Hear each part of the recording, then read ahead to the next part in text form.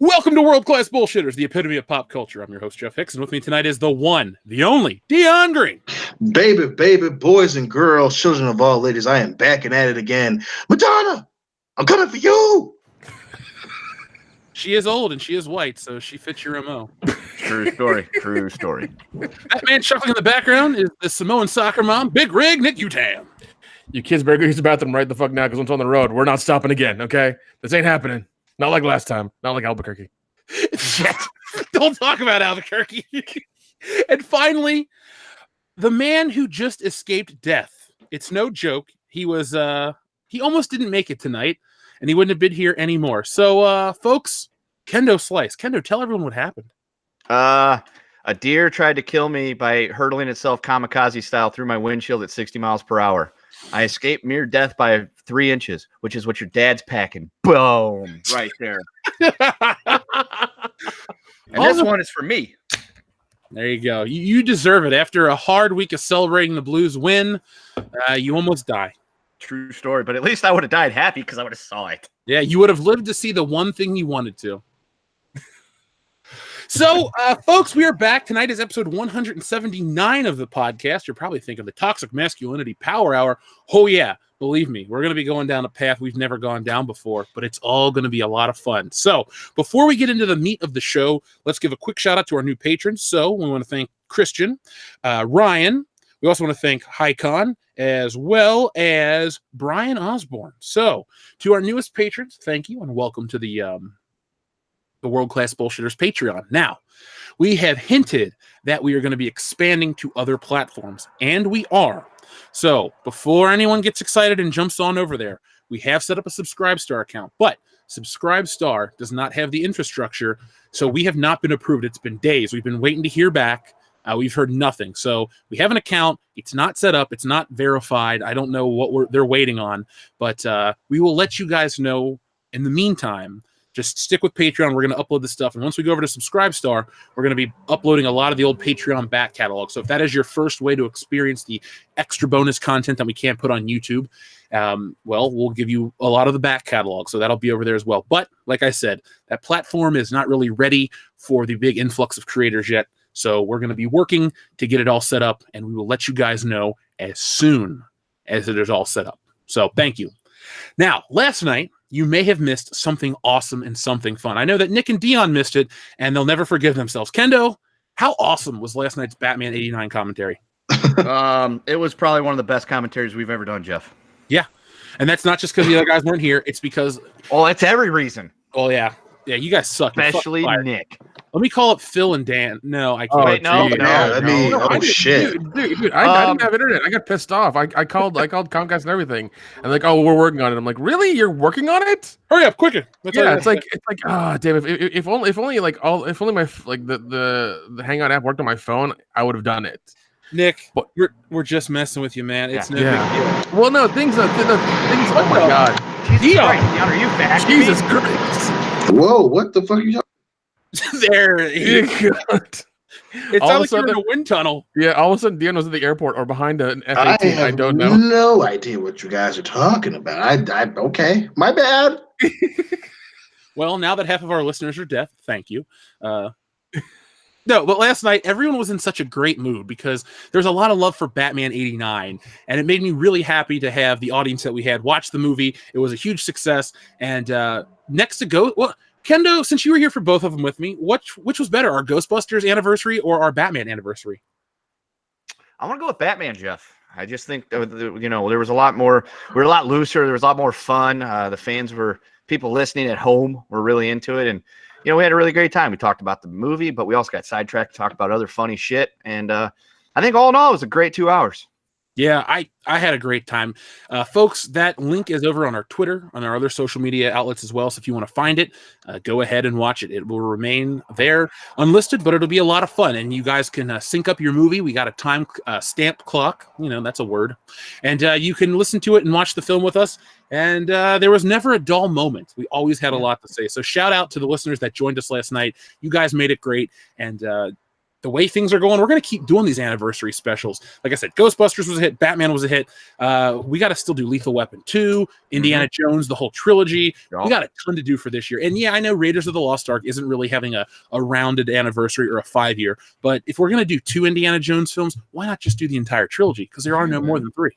Also, Jeff, I'd like to direct them over to the Twitter where they can vote on that poll we've got going through Sunday. Oh, yeah. You know what? Let me pull up the results of that poll right now. And I'll tell them about it while you're looking it up. All right. So we, as you know, if you've listened to this, you know that we love Batman 89, but we also love Superman and Spider-Man, 2002, the original, not the abominations that have come since. So the poll choice you have on our Twitter, it's running through Sunday. What is the best superhero movie ending out of Superman, where he smiles, flies away?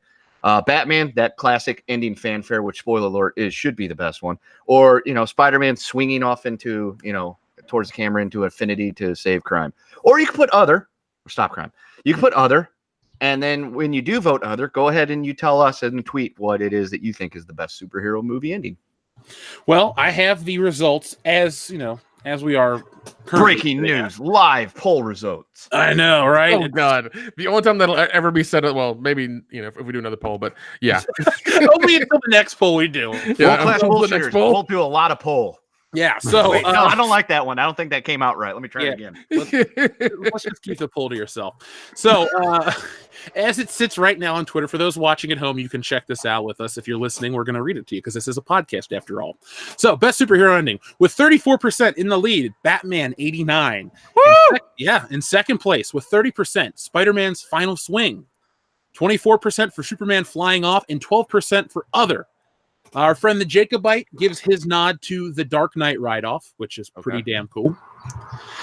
Our friend Matthew has the Wolverine finale, so that's pretty damn awesome, from Logan. Yep. Mega Jetty 1 gives the nod to Batman, and he posted the image, the GIF, if you will, so I'm very happy. Our friend Brandon gave Batman Begins, which is a fantastic ending, where the Joker the Joker card is given to Batman, and I'll look into it and all that shit. It's getting me pumped just thinking about it. That's a great movie. This is. Our friend Steven also said, Judge Dredd riding off to continue his patrol after the Peach Trees massacre and being shot. Just another day in Mega City 1. There's a dark horse candidate if I've ever seen one. I know. So, and we also have Continuum Trek giving some love to the Guyver. So it's a pretty diverse list of other. A lot of people are enjoying it. And it's so happy. It makes me so happy to see that Superman gif where he flies off, looks in the camera, and the movie's over. It's a great ending. Just Batman's better. I agree. And Batman's a better film in every way. But I do really love that closing. And the music by John Williams, you want to be a better person. I agree. So, Dion, I have a question for you. Ask away, buddy. How was your Father's Day? It was very good. I didn't do much of anything. I cooked. It was fun. I ate a lot. I drank a lot. I, came on to the woman who I procreated with, and it, all in all, ended with a positive. Well, good, because you're the only father here on this channel that we know of. Nick, I'm sure you have many children throughout the. Listen. I can neither confirm nor deny that, and my lawyer said to say that. So that's fair enough. We're friends. We'll talk off air. Yes, we will. But it made me think, and I wanted to do this for Mother's Day, but I forgot. So we'll talk about it next year for Mother's Day. Who are your No, we're not watching Mother on Mother's Day. That'll never. For those who are patrons that request shit, thank you to Swinging Cod. We hate ourselves a little more, but we don't do repeats. So the good news is we'll never have to watch Mother again, ever. Yeah. I think you'd rather fight off another deer than watch that film. So. You're right, Jeff. I would rather cheat death again than watch Mother. God, I think Kendo would rather fight off 3 ninja zombie deers instead of watching that movie. Well, to watch Mother is court death, so there we go. Well, apparently he needs a car to do it, so. No, car still runs just fine. It's just a little hard to see out of. Gotta keep that windshield out, man. Hey, go Mad Max style, bro. Hey, dude, I drove it 4 miles limping all the way home through that cracked windshield. It took some skill and some good driving. Did you Ace Ventura it? No. He wants to play with me. I just got that gangsta lean going and had to look out to like the passenger side. Yeah, well, I'm amazed You sent me the picture when I was getting dinner. I was like, oh my God, Kendo. And then I listened to the video clips. I'm like, oh, thank God he made it. So He's dead. He's all dead. Oh my God. Well, Dion, the reason I asked you about Father's Day was I was Yes. thinking about our favorite TV dads. So everybody in the chat can chime in on this one too. Who are our favorite TV dads? Oh, I mean, that's a pretty easy list for you and I. I mean, there's Carl Winslow. Definitely not the dad from Seventh Heaven anymore. Was he ever? No. I mean, most No. likely not. Most likely, Well, not, like in real life, no. Just no. even on the show, you probably looked at that show. You're like, yeah, he probably sleeps a little bit too close to the daughters. He was a douchebag in Star Trek. He's a douche. Yes. He's a shit in real life, which we're not going to say why. If you need to look him up, you can look him up. We don't talk about that here on this show. Nope. Yep, Google it. Yeah, well, one of mine is John Winchester. He's a The terrible guy that dad. owns the bar. Well, hey, they're both still alive. All right, they're both still alive. Okay, that's all I gotta say. Yeah, I'm gonna wait till after the season finale to watch that shit. I know, me too. Don't forget Red Foreman. Yeah, our friend Yep, Oscar-nominated a-hole says Red Foreman for the win. Yeah. Dumbass. Also the greatest dad ever, Mike Brady. Come on now. No. No. Well, I mean, he's the safest dad. Yeah. Oh man. Who else we got here? We got I think overall we can say that John well, he's not TV obviously, but No, I got a Andy nominee. Tanner is the best TV dad. No. Here's the best TV dad. he's top 5. The best TV dad is. Yeah. Cool man. Oh shit. Agreed. Yeah, Tim Allen really is the best. Tool man, Yeah. hands down. Yeah. Well, the reason I wanted to talk about our favorite TV dads is because tonight we're talking about toxic masculinity, and the people in the chat are like, what does that have to do with anything? Everything. So while we listed off our TV dads, that was a nice soft open because we want to talk about our ideals of toxic masculinity. So Dion, who is your favorite masculine toxic figure? Is it Arnold Schwarzenegger? Is it Stallone? Well, I think if oh man, my ultimate has to be Arnold and Commando. I mean, the dude just fucking my kids got taken. I'm gonna kill everybody. Then I'm gonna lie to the dude who was in the Warriors. Shit. Well, what about you, Nick? I'm gonna have to go the opposite and go Stallone and Cobra. Because the he was awesome in Cobra, man. I fucking love that shit. Kendo, what about you? Let's see. Toxic Crusader. That's way too on the Thank you, nose. Manly. God damn it, Kendo. So yeah, he's a dude. Toxie's a dude because he gets the chick at the end of the movie. Yeah, man. I mean, does he bang her though? Is the question. Yeah, yes. he does. Yes, he does. Don't watch the movie; it's dog shit. But she is Yeah, the movie's also terrible, blind. but it's a great movie. Yeah, she is. She is blind, but she touches him and she feels he's all fucked up, but she still goes for him. That's true love, folks. That's for Valentine's Day. Can I have Bruce Willis? Sure. I'll take Bruce Willis. He's my favorite toxic masculine dude. Would you like to hear mine? Yes, we would. Well, my answer is going to surprise everyone, and that would be Justin Bieber. Because Justin Bieber is so toxic, barely masculine, but he is the main reason why we're talking about this on the show tonight. Because last week, Justin Bieber wanted to fight Tom Cruise in a fight in an octagon, UFC style. And it was the most bizarre thing ever. And it's the most 2019 thing ever. Like, seriously, when you think about 2019, I want you to think about this moment. I want you to think about it. Because right now, there is a game going on where we figured that Tom Cruise and Justin Bieber are 31 years apart. And so the meme going around is take some celebrity that's 31 years younger and you're going to fight him. So tonight, 31 years older, excuse me, because I can't fight somebody 31 years younger. They wouldn't exist yet. Exactly. I could, but that would require me to beat up children actors, and I'm above that. Well, there's a market for that somewhere. Not here on this channel, though. Sorry. So tonight we're going to be talking about our celebrities that are 31 years older than us that we're going to fight. Like Justin Bieber's going to fight Tom Cruise. And I don't know everyone's age in the chat, but I want you to tell us who some of these celebrities you're going to fight are, because I have to go back to 1957 to fight my first choice. Would you guys like to know who is going to get it? Hey, don't leave me. Yes. Give us like top five. Give us like top five. We'll do a top five, but we'll do a round table style. So Okay, all right. my number one, Dion, is a man that we both know and hate. Well, we don't hate him. We just strongly dislike him. We've even had an episode dedicated in his honor, and that man is Steve Harvey. Oh yeah, baby. Yeah. Survey says he's got an ass whooping coming. It's gonna be fun. I don't really know what to say. Like, what would I fight Steve Harvey over for? Like Family Feud supremacy? His mustache. You beat him and then you take his mustache. You're gonna take his rights to give people random fucking advice. I would argue that you should fight him over the mistaken belief that somehow that episode was fucking good. Yeah. It was. For the 6 people that still listen to that stupid episode and like message us all the time, oh, your Steve Harvey episode's still great. It's not. And it never was. You know, I'm not going to fight Steve Harvey. I'm going to fight the Steve Harvey episode and put it to rest permanently. Now, I'm not going to delete it because that'd be a dick move, but I'm going to make fun of it until the end of time because it's terrible. So, Dion, who's a celebrity that's 31 years older than you that you have to fight?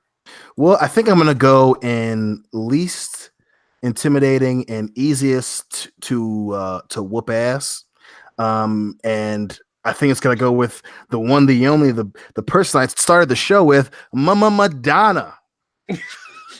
So, are you going to like have a Vogue off, or are you going to actually fight her? Oh, Vogue off? No, Dion's not going to win.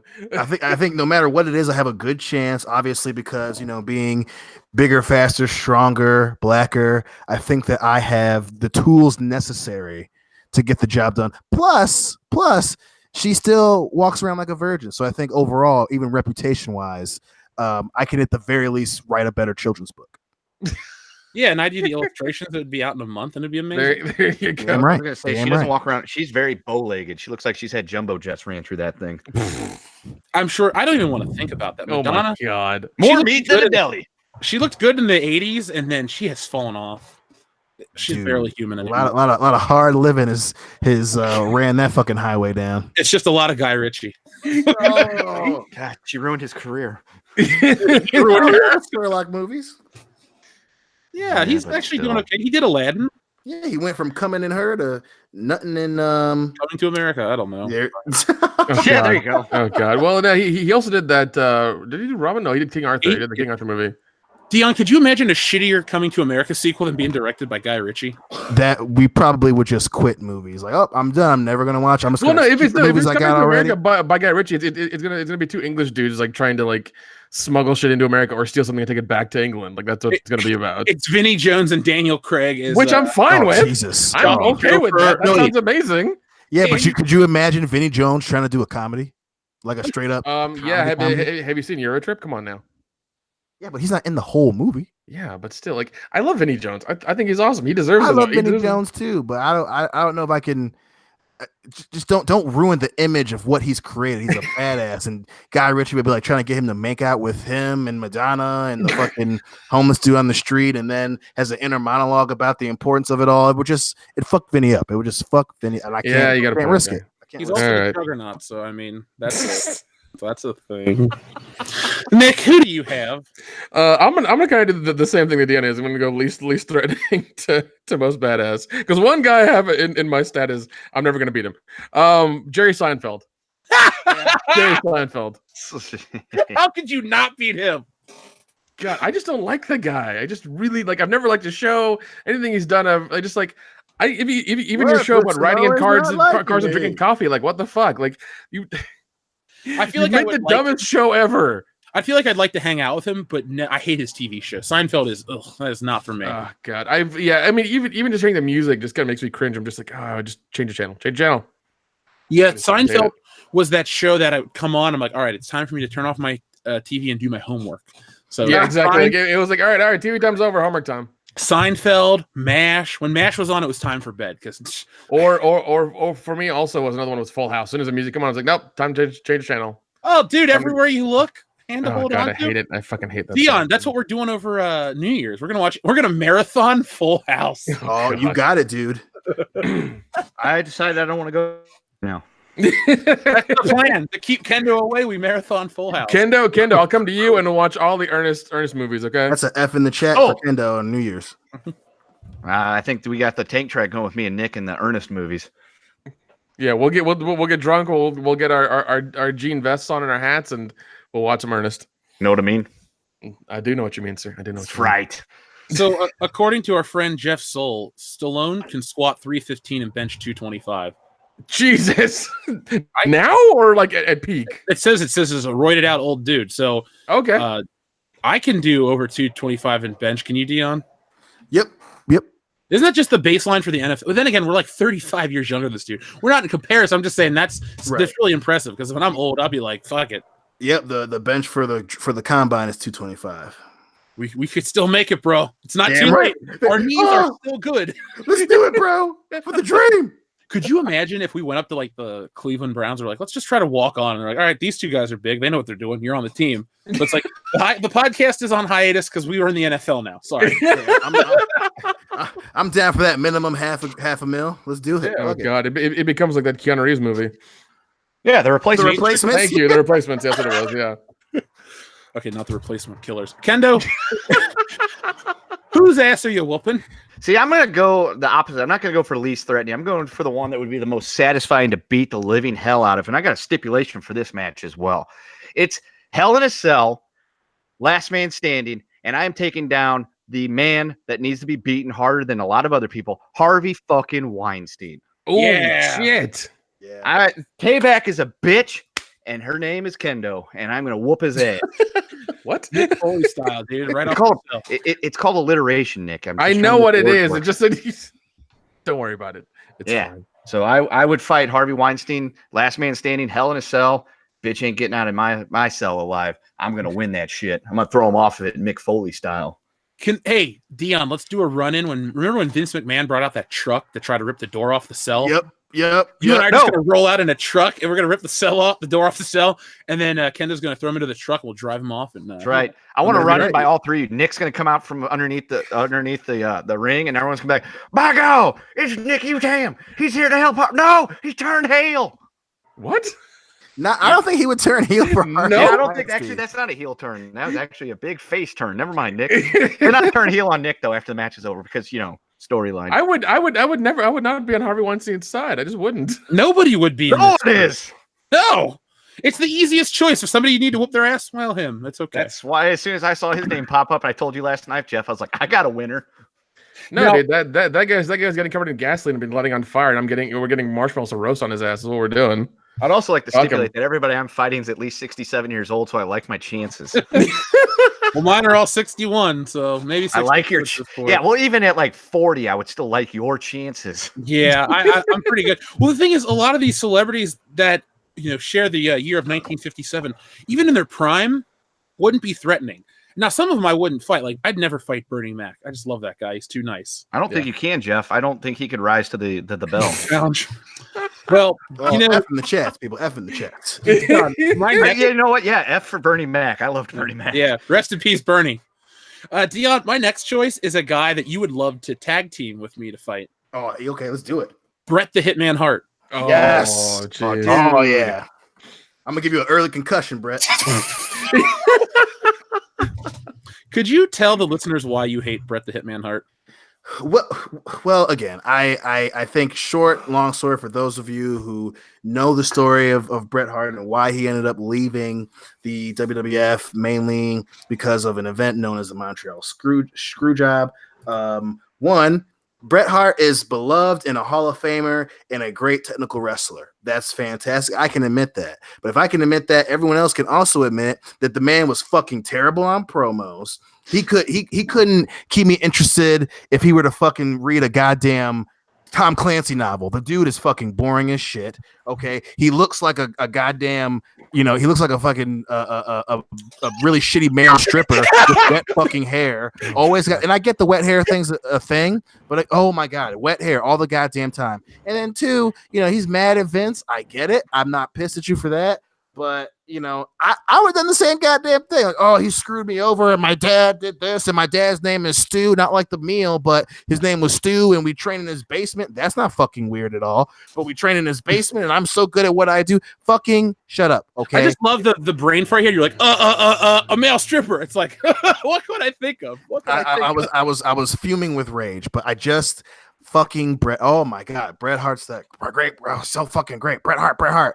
I'd fuck him up. I would fuck him all the way up. Tag team, boom. Who's on your list?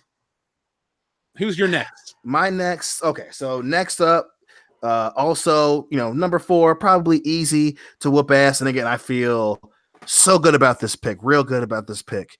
Ellen the Dancing Generous. I would be I'm going easy, man. And again, sometimes they get on my nerves. And listen, hey, Ellen, boom, fist up in the air. You do you, boo boo. Make that money, but stop dancing all the goddamn time. Yeah, and I have a question. If you're doing from least threatening to most threatening, why is Madonna less threatening than Ellen DeGeneres? Because Ellen DeGeneres has not been dicked down by every dude in New York City. But have you seen Madonna's arms? Ellen's at least got a fresh pair of legs. Our friend Maverick MX says Ellen needs to get choke slammed. Oh god, Jesus. Nick, who do you got? My next one that's least that's not as threatening as I don't think is Jerry Seinfeld is Howard Stern. Howard Stern. I'd pull free in that fight. Yeah. He's tall and lanky, but I think he could get in there and I don't know, punch his kidneys and make him piss blood or pass out or something. I don't know. Yeah, Howard Stern, like, he's okay, but he was. I don't think he's got what. I don't think he's got it anymore. It's kind of boring as shit now. So, Kendo. I'm gonna go ahead and continue with the theme of people I would just love to cream. And I'm going to go with Bob Costas with a run-in from Dion Green because I know he would love to get a few shots in on old Bob himself, too. Damn. We got a second Dion in the chat. Yeah, I got to wait for Dion to go. So anyway, Bob Costas is a very vanilla sports announcer. And instead of talking about sports, a lot of times he decides he has to go on a tangent and talk down to people and tell you how stupid you are for this, that, and the other thing and make sports political. And I don't like that. And he's a faux St. Louisan, and I just want to see him get his ass beat, and I want to be the one that does it. Yeah, he seems extremely vanilla. I wanting to fight Bob Costas. Yeah, dude, that would well, it would just be Bob Costas like cowering in the corner while Kendo just like berates him. That's all it would be. Yeah, I talk a lot of shit to him about how fucking shitty he is at his job, and then I'd stomp a mud hole in his ass. Well, don't I don't know. Just tell him he took his 401k and his credit's bad. He'll be fine. Yeah, and he got pink eye during the Olympics, which was fucking hilarious. Wait, what? Yeah, he was doing the Winter Olympics and he got fucking pink eye, so then he had to leave. And I think Matt Lauer took over for him or something. But the dude started. You saw that it was pink, and it got worse over like 24 hours. And that motherfucker was closing up, and it looked nasty. And I was like, Bob, stop eating ass before you go on international treat. That's right. Keep that shit away from your eye. Well, and even then, we quit letting them fart in your face afterwards. It's weird, dude. Don't do that. Well, it's funny that you brought up Matt Lauer because Matt Lauer is next on my list. There you go. Yeah. There you go. Because on my list of celebrities, there are some likable ones. Like, I don't want to fight Dolph Lundgren. I don't want to beat up Fran Drescher. I feel like Dolph Lundgren could still fight. He can still put up a fight. I think he's all show, no go. I agree. But I'm going to say Matt Lauer because we know Matt Lauer's a creeper. Yep. No one's going to miss if Matt Lauer just doesn't show up for work. Well, he doesn't have a job anymore, so it doesn't matter. Matt Lauer, that's who I'm picking. My next one's kind of going to hurt some people's feelings, but Dion, who do you got next? All right, my next one. We're in the middle. We're in the average. We're in right at halftime here. The last ass whooping before things really get serious. And in here, at the number 3 spot on my list of ass whoopings to deal out, is the one, the only, Ice-T. Mainly because What? I love Ice-T. I love SVU. I enjoy him. But the last few years, he talks so much shit on Twitter. I'm just like, dude, you are fucking 60 years old. Even in his prime, the reason I would whoop his ass is because he had a Jerry curl. How the hell you gonna already be high yellow and you got a Jerry curl? You need to be humbled, bro. You need to be humbled. God damn it, Ice T. Sounds like a grudge match in the making. He's the second best ices of the ices. He's the second best ice, and yeah, I think he needs a nice a green whooping. Who's the first best? Because I'm kind of wondering where you're going with this. Ice T and Ice Cube. Easily Ice Cube. Okay, dude. thank you. Okay, thank you. I was worried Vanilla. No, you're thinking Vanilla Ice. He was thinking Vanilla Ice. That's why I was like, I hope he says Cube and not Vanilla. Nick. All right, my third one is going to be Oprah Winfrey. What? Oprah Winfrey. Why Oprah? Why not? I mean, I'm willing to throw the match for like $1 billion, but I mean, I'll still fight her. I'm willing to support Nick and whooping Oprah's ass. If she makes a deal with me and the check clears, I'll throw the fight. I'm just saying. You're a mercenary, Utam, a goddamn mercenary. Samoan sex machine. That's Yeah. Yeah. I mean, if he wants to fight her, I mean, I'm okay with that. He wants to fight her the good old fashioned way, naked and wrestling. It's gonna be one of those fucking pools full of pudding matches. The three of us need to be on commentary while it happens. Oh God! My God, it's all full of pudding. Here we are in Nashville, Tennessee, and God damn it, Jeff, I have no idea why we are here. Stop the damn match! It's just a snack pack. God, I Nick come back and prepare with 2 extra large spoons. America, what is he thinking? I can hear the cowboy hats and cowboy boots right now. Kendo, who's next? Well, I mean, Oprah, that's an easy one. So I my next one is gonna make people cry too. And I picked Michael Dorn, and I would whoop his Worf and ass just to make the Trekkies cry. Oh my God! Don't you touch Worf, you son of a bitch! Well, Worf's going He's been down. through so much. Yeah, he's about to go through some more. About to go through an ass beating. Oh hell yeah! From what Oh hell yeah! From what I hear, he's like the richest one among the Star Trek Next Generation people because he invests his money. He invests his money correctly afterwards. And like he just does the conventions for fun. Like he doesn't really like make money out of them. He's just like, yeah, I'm my friends are there. I can get drunk for a weekend and and talk to some fans. Yeah, I'm going. Let's do this. I can see it. I just wish Deanna Troy became a cam girl. Don't we all? Mm-hmm. You tell me what I'm thinking, Deanna, Miss Troy. Well, you feel that? You feel that? Save that for after hours. We can get weird there. Gotcha. So now the next person on my list is probably the least offensive, but okay. He's got a terrible voice, and I just don't like him. It's Ray Romano. Oh, I get it. I get that one. That one. He's so non-threatening. It was going to be Ray Romano or Donny Osmond because number one on my list, none of us like him, and I wanted to wait till we get to the end. Because I mean, I share my birth year thing would be like Vanna White. I like Vanna White. I don't need to hit Vanna White. No. Probably already happened anyway. Yeah, Steve Buscemi. Damn. I like Steve Buscemi. Dan Castellaneta. That's the guy that's the voice of Homer Simpson. Like him too. Sid Vicious is already dead. No, he's not. Wait, you're talking about the other one, not yeah. He's been dead since 1979, Kendo. Yeah, well, I immediately went wrestler, not Sex Pistol, so sorry. Also, Hans Zimmer, what do I have to hit that man for? Kathy Najimy, Katie Couric? I can do Katie Couric and Matt Lauer at the same hit. I mean, the handicap match. Charlie from Charlie and the Chocolate Factory. Oof. That's a fucking oof right there. But no, I'm going to stick with Ray Romano. Strictly for the most shallow of reasons. I hate your show. Yeah, but his wife looked good. That's another F in the chat, America. Oh my God. But you go ahead and give us a 1 for Patricia Heaton. Yeah. No, give us 2 for Patricia Heaton. That's right. She's roll tide. Heavy Metal Lion gets a shout out. Sid's leg is dead. That's right. God. He came off that turnbuckle and that shit went snizzap.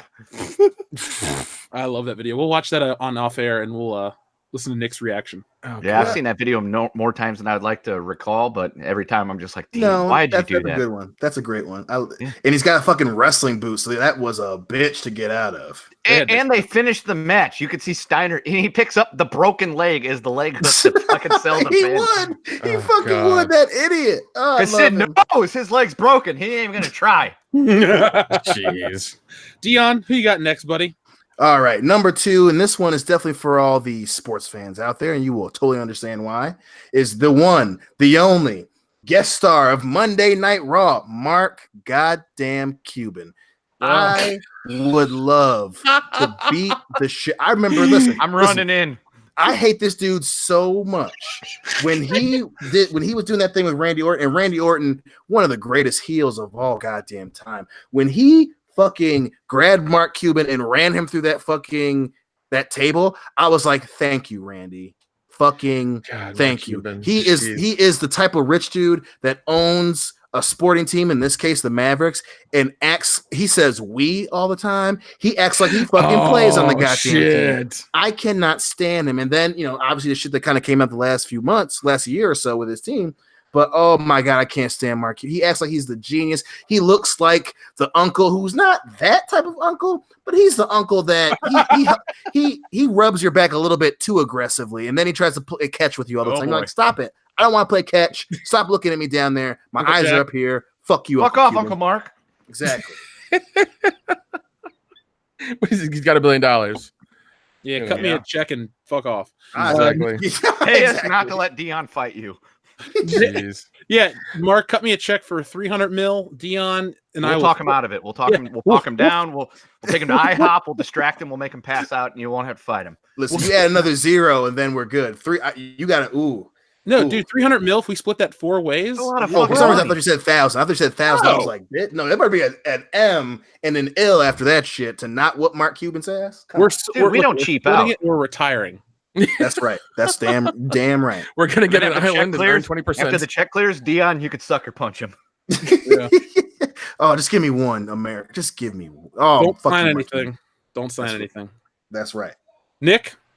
My next one is John Travolta. Yeah. I just like he's tried to come back. He's tried to do the whole thing, and also he's a fucking crazy ass Scientologist. So he needs some sense knocked into him real fucking bad. Yeah, I might even take his face off and keep it. Who knows? Yeah. I'll be there at ringside in case Chip tries to run in. All you got to do is throw a couple of chocolate bars on the ground. He'll be. It'll say Hershey on the side of it. He'll be like a Hershey bar, but it'll be a brick, and I was boom.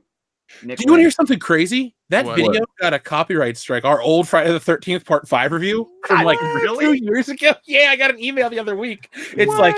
Paramount Pictures has claimed this. I'm like, okay. John Travolta called in a Scientology special favor. Jeez, they're making fun of my son.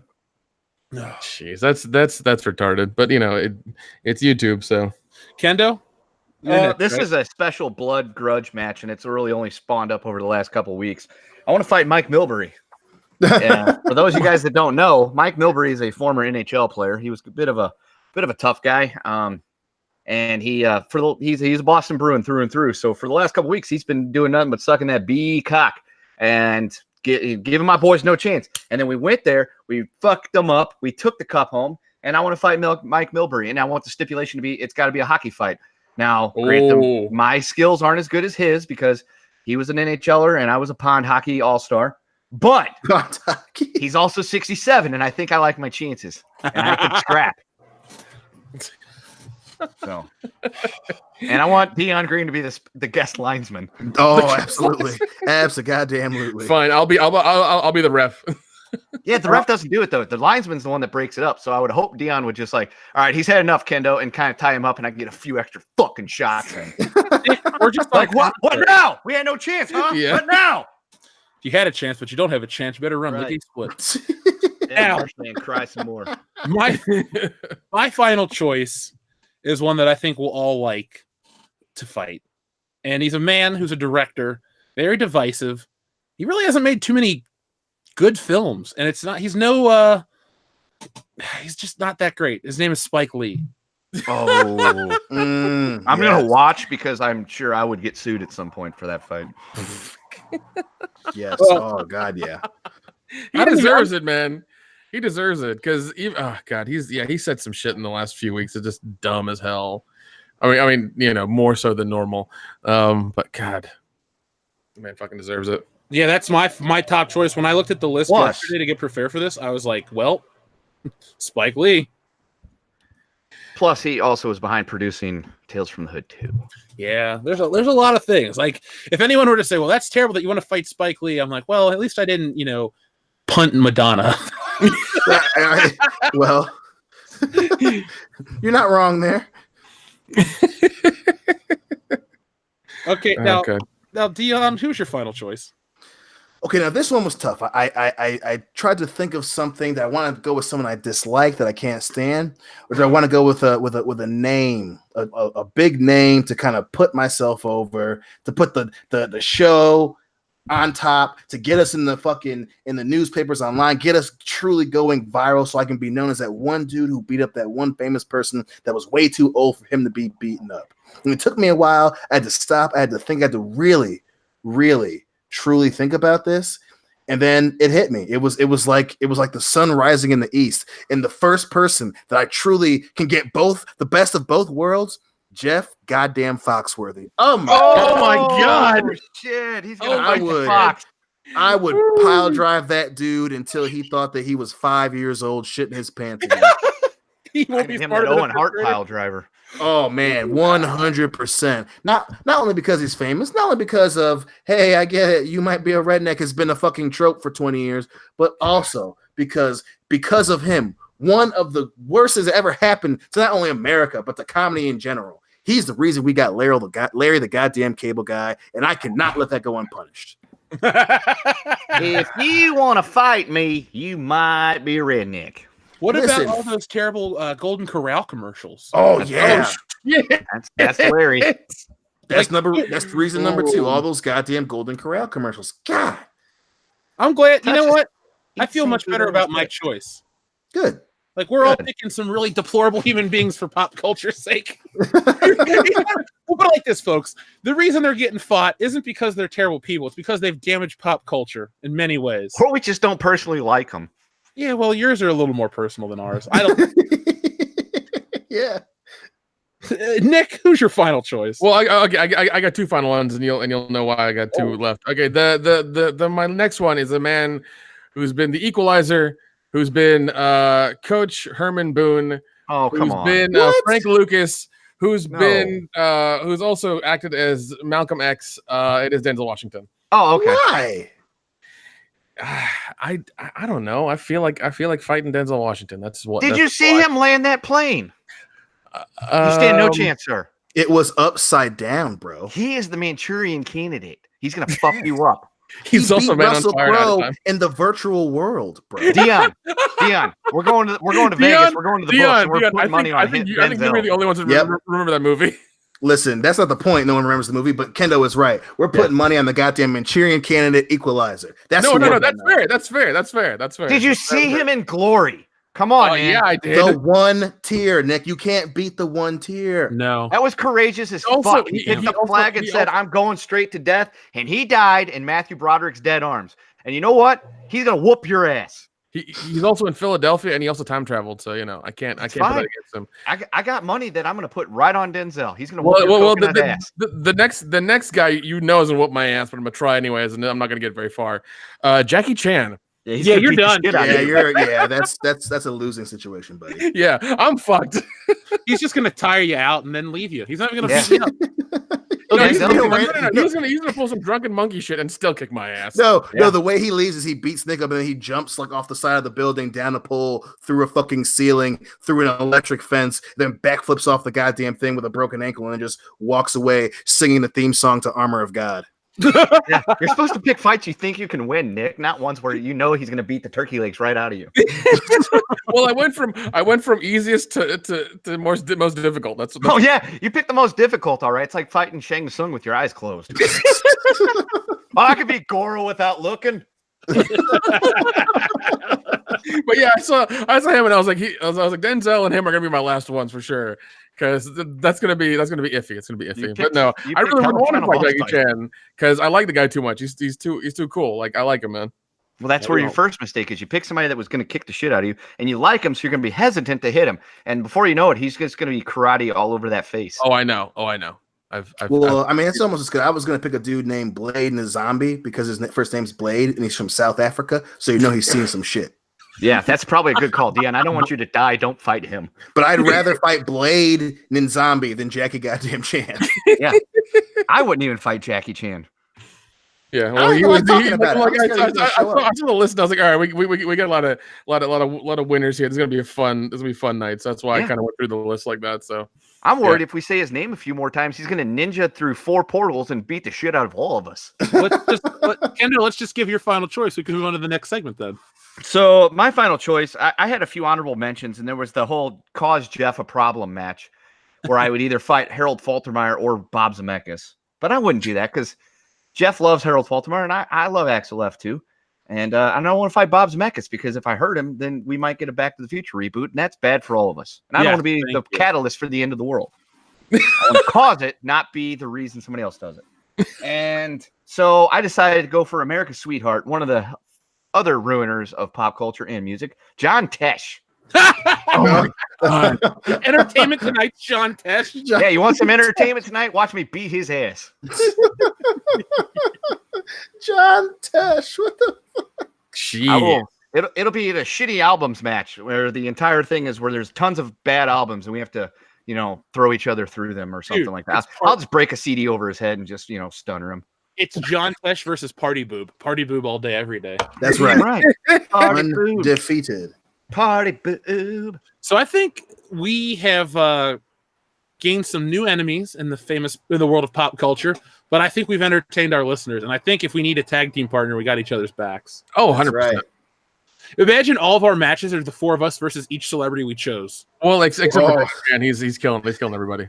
We're not gonna pick that one. Yeah, Maybe before I'll Becky forward Chance, but he would take a beating, so we would be thinking that we're winning, and then he'd, drink a bunch of Hulk fucking up. rice wine or something, and it'd be like, oh, God damn it.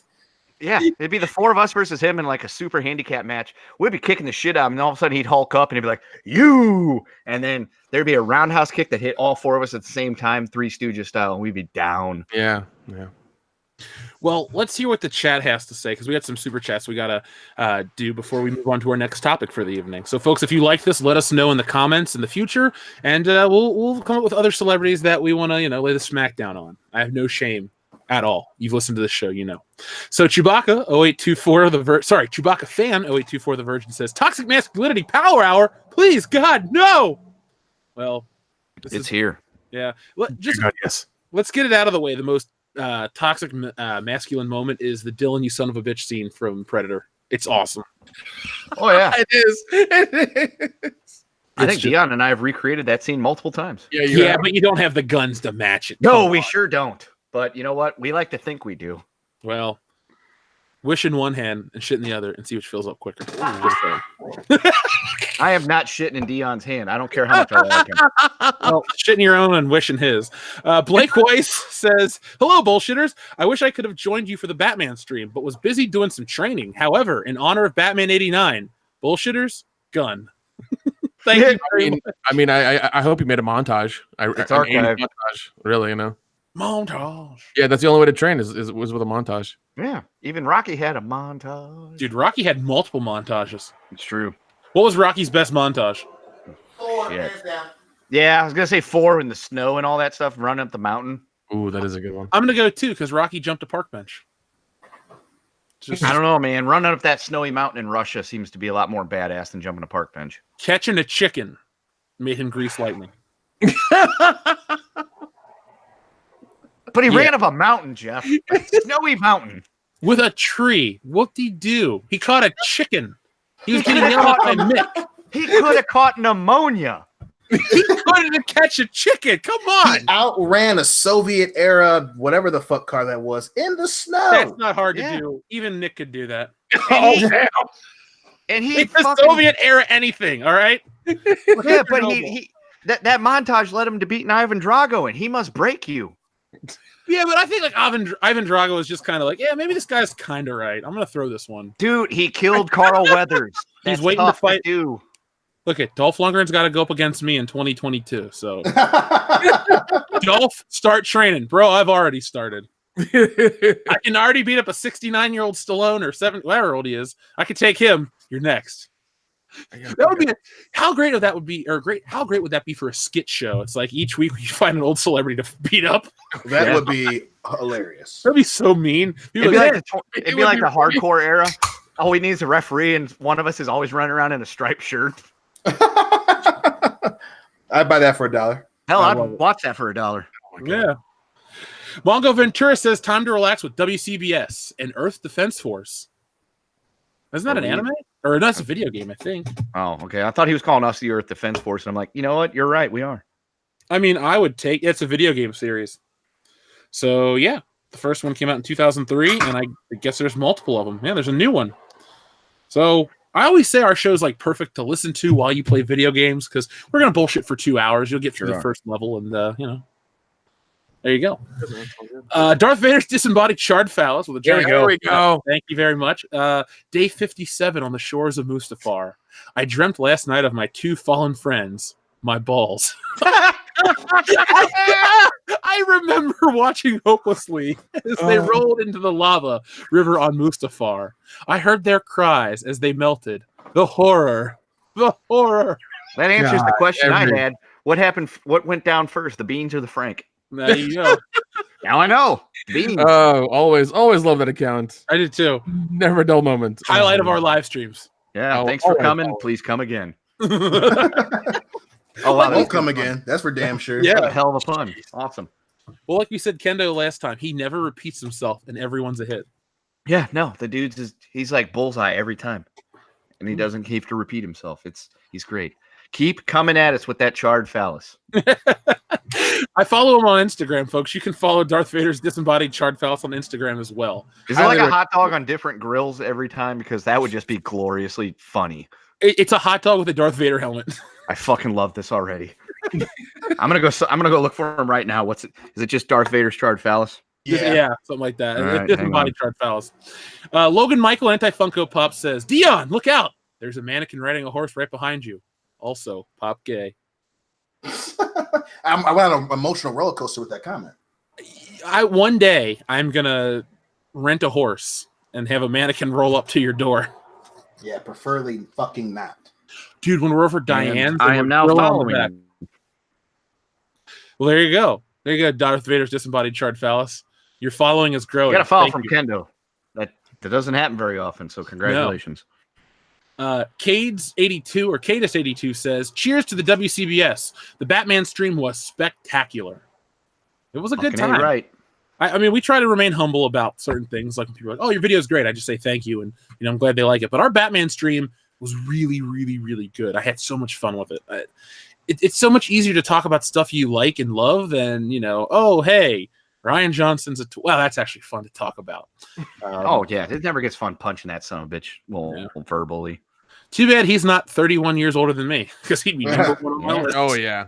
Oh, yeah. We would all. You know what? Fuck it. Let's just change the rules. Let's fight him anyway. Yeah. However old Ryan Johnson is. The entire fandom menace versus Ryan Johnson. Pick a director you want to fight. Ryan Johnson. I think Dion's going Zack Snyder still. You guys know me all too well because that's an easy goddamn choice. No, you know what I want? That's fine. I'll chair shot him. I want an 8-man tag match. The 4 of us versus Ryan Johnson, Zack Snyder, J.J. Abrams, and Damon Lindelof. No, he's a writer. What's his face? The guy who directed the Simon Kinberg. Jordan Peele. Jordan Peele. For diversity's sake. Can we fight him? Can we fight If we him? do it for diversity's sake, it's easily Spike Lee.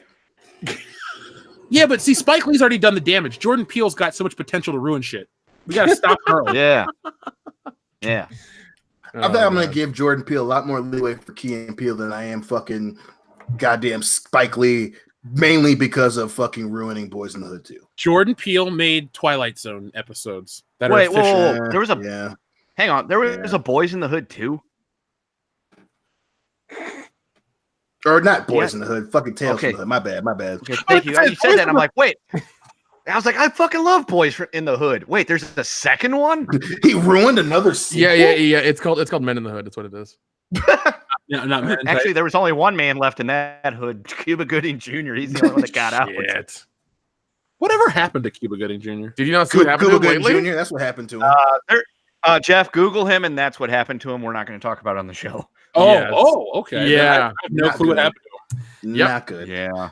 Now That's bad. Hold on, I'm going to take a minute and just look it up because now I need to know. Well, and then terrible movies. He won an Oscar, then he started making really shitty movies. And he started just drinking and being an asshole Oh, more than normal.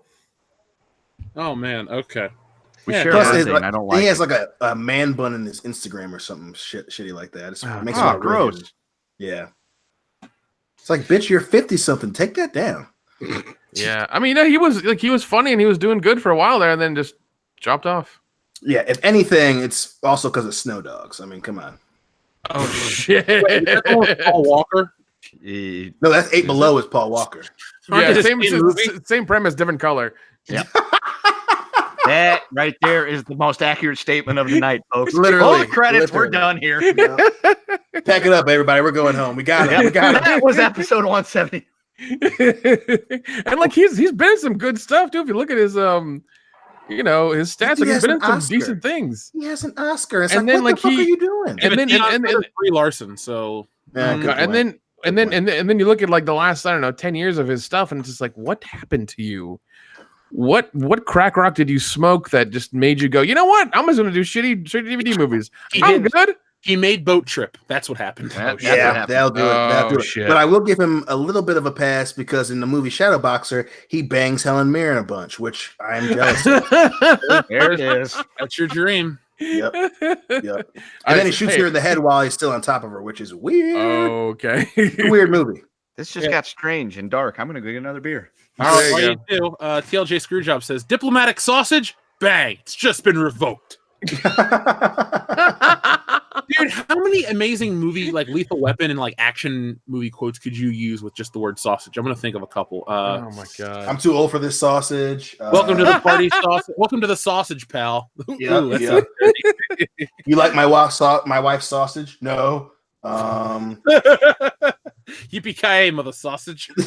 God. I feel like that'd be a great TV edit. It would. Oh my god. All What the other terrorists in the world, I gotta kill the guy with sausage smaller than my sister's feet or whatever. Come with me if you want some sausage. I'll be sausage. So dumb. That's so dumb. Have you seen this sausage? Oh my god. Oh my god. Miles Sausage Dyson. That sounds like a cool name. Oh my god. Dude, we should start a punk rock band, Miles Sausage Dyson. Nobody. And the first song is "There is no sausage but the one we make for ourselves." We just use Sarah Connor quotes as all the titles of our Oh my god. Miles Sausage fucking Dyson. Oh, dude. It's funnier than it should be. Oh god. And then that guy can come and sing, be a guest star in one of the songs and sing one of them. Yeah, what's he doing? It'll just be him holding the fucking album, going, and then he drops it. Oh my god. And then just, the whole building explodes. Yeah. God damn it. Can we make this happen, please? Oh jeez. We just won a Grammy, goddammit. Well, no. That'll be one of the names of the songs we do for Party Boob. Ooh, Miles yeah. Sausage Dyson. Hell yeah. There you go. Miles, yeah. That's on the Party Boob album. Miles Sausage Dyson. let's see. I looked up a list of movie quotes for action quotes. So we got "Say hello to my little sausage." That would work. Yep. Go ahead, make my sausage. Do you feel sausage, punk? that sounds. Oh, yeah. That's a little darker than I anticipated. Multiple times a day. Hasta la vista, sausage. Shit. That's not a knife. That's a sausage. This is what some of our listeners are probably thinking. Say sausage again. I dare you. I double dare you. We're gonna need a bigger sausage. Sausage 2517. I have come here to chew sausage and kick ass. Oh my god. And I'm all out of sausage. If it bleeds, we can. Well, no. We can. If it bleeds, we can sausage it. That's a literal translation. Ooh. Oh, let's Get to the sausage. Yeah. Oh man.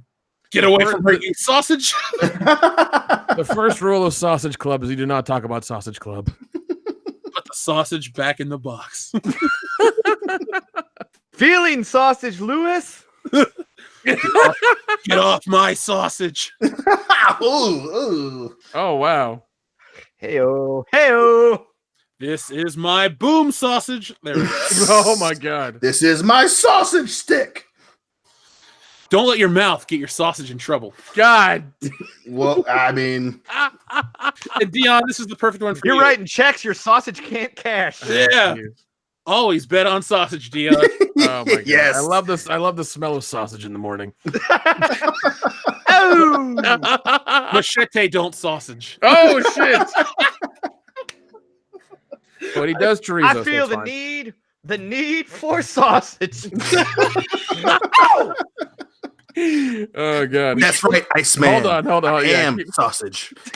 keep your sausage close, but your enemy's closer. When we're at Horror Hound, we should just walk up to random people and just start saying sausage quotes. Dion, you are still sausage. But you can be my sausage anytime. I knew it was good. I couldn't hold it in. God. Bullshit. You can be my sausage. Ah, fuck. You know, it's we have to do that commentary for the channel. Yeah. Oh yeah, for sure. Somebody If you- requested, a patron requested it. Yeah. You know how fucking excited I've been since I heard that news? I don't know. Sausage excited? Yeah. Greasy casings. Oh yeah, dude. We've been pitching a sausage tent all week. You have. I'm just whatever. Top sausage. Our friend Echo Base Network wants to let me know, just got my WCB shirt in the mail today and I love it. So yeah, if you're a patron, you guys, your shirts have been mailed out a while ago. Echo Base Network got his. Somebody else sent me a message about theirs. Our buddy Chris Wicks is all the way in Australia, so I don't know how long it's going to take you to get yours, but they've all been sent out if you responded back. So that's one of the Patreon perks. You guys get a special shirt that will never sell. Hope you enjoy it because it's a lot of fun. Chris Wicks, you better post a picture with that shirt, man. Yeah. Good day, mate. And go Blues to your dad. Yep. Billy Ritchie says, let's do a watch party of Titan AE. Now, I've never seen that movie. Oh, dude, that you know what? I like that. I like that cartoon, and I like the soundtrack as well. The soundtrack is pretty good. I miss. Oh man, that might be a good one. It's like one of those. I was gonna say it's like one of those surprising ones. You know, like when they had us do that Time Cruise Groundhog Day movie last year that turned out to be really fun. Live, Die, Repeat. Or yeah, Edge of Tomorrow. Yeah. When we're like, dude, when we got that request and he's like, I don't want to be on it. I just want to hear you guys watch it. And it's like, oh, okay. So we watched it and then going into it, it's like, dude, this could go one of two ways. This could be either a lot of fun or this could be horrible. And Nick, Jeff, and I really fucking had a good time with that. Yeah, that one's like it had a lot of trouble in development because the name kept fucking changing. But you know, it was a solid film. Solid film. I think they're trying to make a part 2. I could be wrong. I don't know. Well, Titan AE, the only thing I remember is that the commercial or the trailer had Creed on it. Oh yeah, and it's kind of gross to think about. But you know what? We might do it down the road, Billy Ritchie, because like you guys said, it might be like our Live, Die, Repeat commentary where we were really impressed with how good it is. Or the whole time I'll be like, can you take me sausage? God. You know, I know Jeremy, that's his shtick about making fun of Scott Stapp, but that is one of the things I'm thankful for every day, that Creed is no longer a thing. That band sucked in the 90s, they sucked in the early 2000s, and I'm sure they still suck now. That's right. They were a bunch of broke dick, wannabe Stone Temple Pilots. Which is basically Kmart Pearl Jam. That's right. So, oh, man. if you're a fan of Eddie Vedder, he's all right in our book. That's right. Dovin Death says, look up New Project 2 instead of Substar. I looked up while I was reading that message. I looked up New Project 2. Dovin Death, could you shoot us like an email or something with the suggestion? Because I would love to have more platforms for everybody to choose, have one of their choosing. I just don't know what that is because I Googled New Project 2 and then just Project 2, and I kept getting like YouTube videos about science and shit. So I don't think that's what we're trying to find, but if you have a link or something you want to send us, we'll gladly check it out for you. McKinney90. We want to apologize to McKinney90. Wait, you guys forgot Uncle Phil for favorite TV dads. Oh, how could we? Oh, shit. Uncle Phil is my number one choice of who I would want as my real dad. Like if I could choose a TV dad to grow up in their family, the Banks. They're rich. Yeah. They're easy on their kids. Like, why wouldn't you want to live in the Banks household? And he's got all that Ninja Turtle money and a judge, so he'll get you out of all sorts of shit. That's true. That's true. So, does anyone else like Carlton the most on that show, or is it just me? Me? Fuck yes. He's so much better than Will.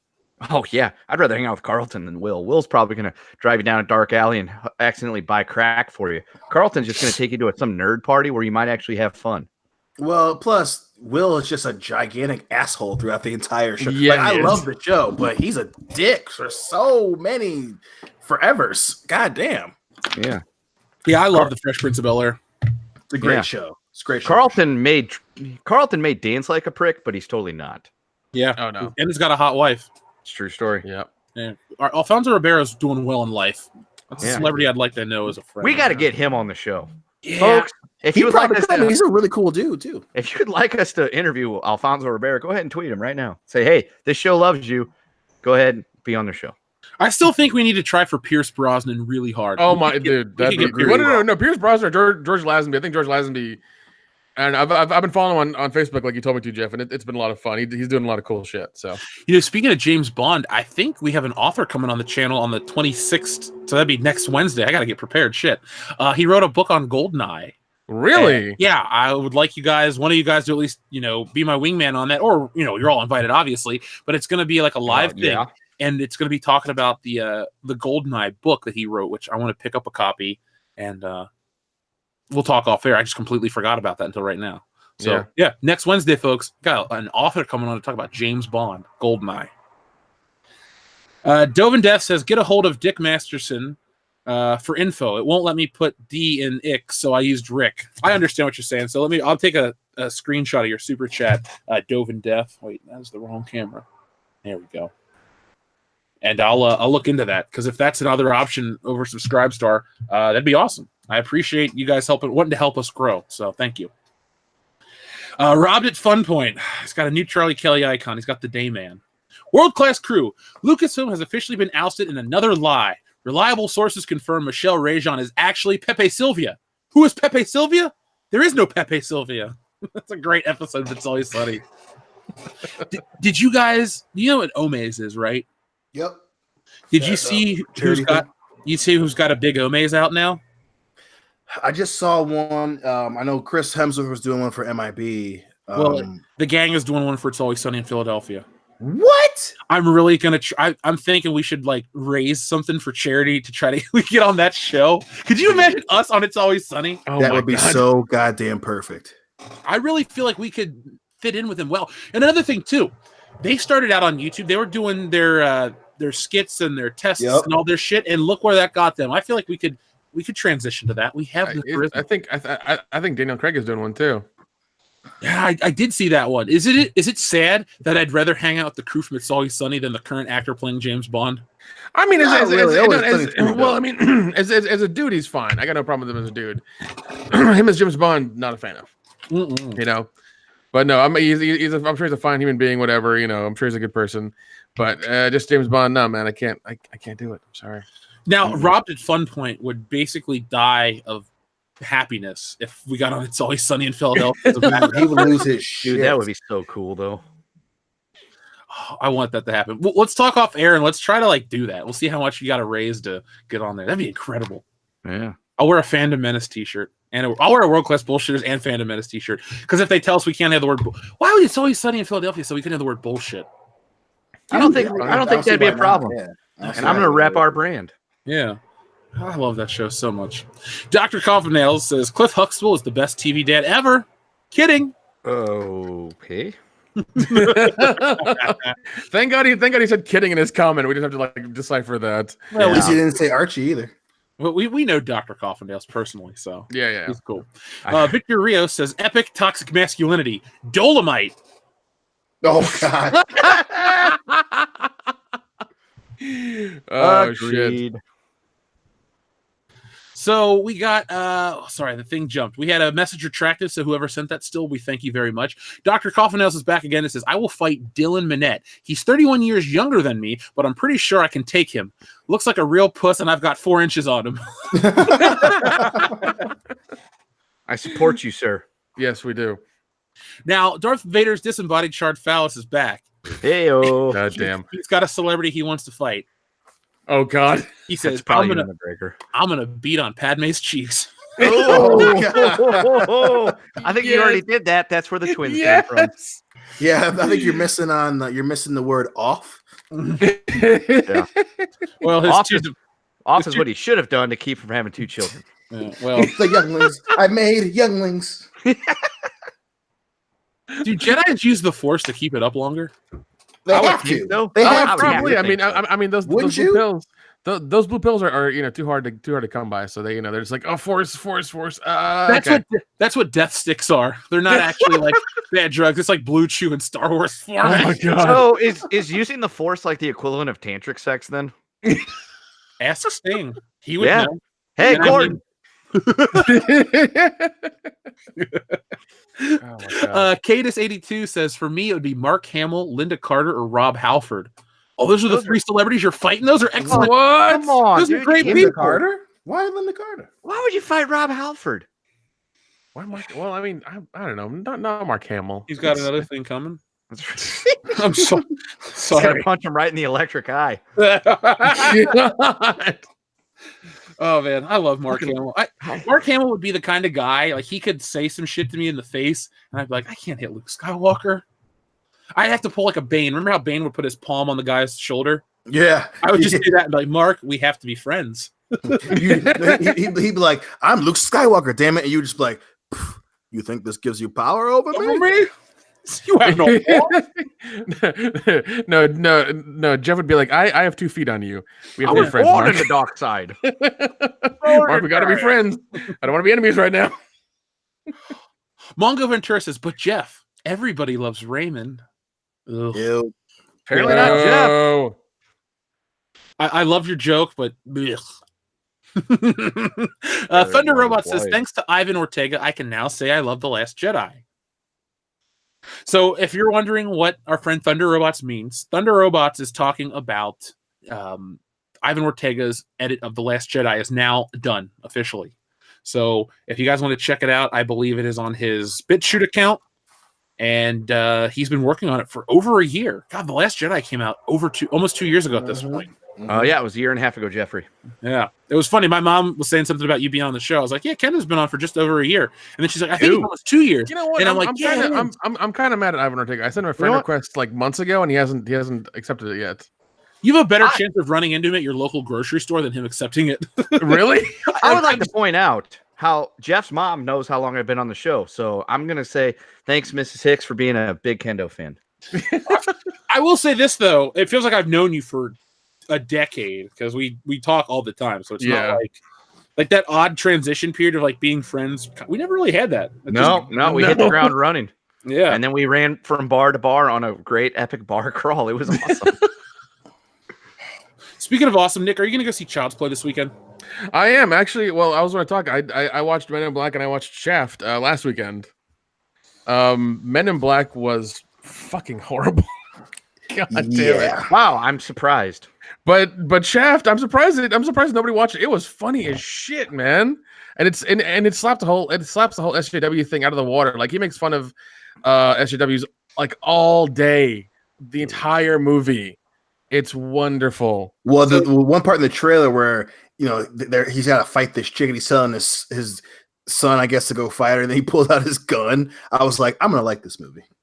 No, I'm glad I paid for that one and didn't pay for Men in Black because I was like, I'm glad I gave this movie money because this is like it's one like as soon as it comes out on Blu-ray, I'm gonna own it. It's so much fun. It's so funny. It does reference the earlier Shaft movie with Samuel L. Jackson in it as well. So like that's part of the canon. And this one is just a lot of fun, a lot of action, a lot of gunfights. It's just funny. It's just a good damn movie, man. So now is Richard Roundtree like the dad of Samuel L. Jackson? No, he's his uncle. Oh. Because in the 2000 Shaft, it was a continuation of the original series as well, and that's his uncle. And then the uncle he still owns the same PI firm, and then that's what the 2000 Shaft is after dealing with racist ass Batman, he goes and works for his uncle, and that's the end of that movie. And then this one, Christian Bale's the bad guy in that movie. Yeah, he's a great bad guy in that movie. Oh, dude, he's such a good bad guy. I thought Jeffrey Wright was in there too. He is. He's another bad guy. He's Peoples Hernandez. That's what I Yes, thought. yeah, he's Peoples. Fucking love him. He's underrated as shit. Love him. Mm-hmm. But no, that's a good movie. And then that's referenced in this movie a little bit as well. But just the way this starts out and the way everything goes, it's funny as shit, and it's just a really good day movie. And there is here's the thing: there's diversity in it, but they never mention it. It's just the way it is. I got it. Now I want to watch it. If you know anything about Shaft, and you've watched, even if you watch a Samuel L. Jackson movie and know Richard Roundtree and seen some of the stuff he's done with Shaft, you'll like this movie because at least you know the basic backstory of it. You don't need to know the whole history. As long as you know the basic backstory of what Shaft is, you're fine. It's really good. Yes, they do. They even make the joke of, it's like, I heard Shaft is a bad mother. Shut your mouth. Like, they make that joke in the movie, and I was so happy for that. It was just I messaged you guys, in the middle of the movie saying this is fucking awesome. It's damn worth watching. Like, it's so good. Yeah, because for me to take out my phone and message you in the middle of the movie, I was just like, this means something. It's a lot of fun. Go watch it. Go give that movie some money because it needs it. It really does. And it's Samuel L. Jackson for an hour and a half, 2 hours. Like, what? It's gonna be a good movie. Does he say motherfucker though? Yes, he does. Okay, then. It's rated R, isn't it?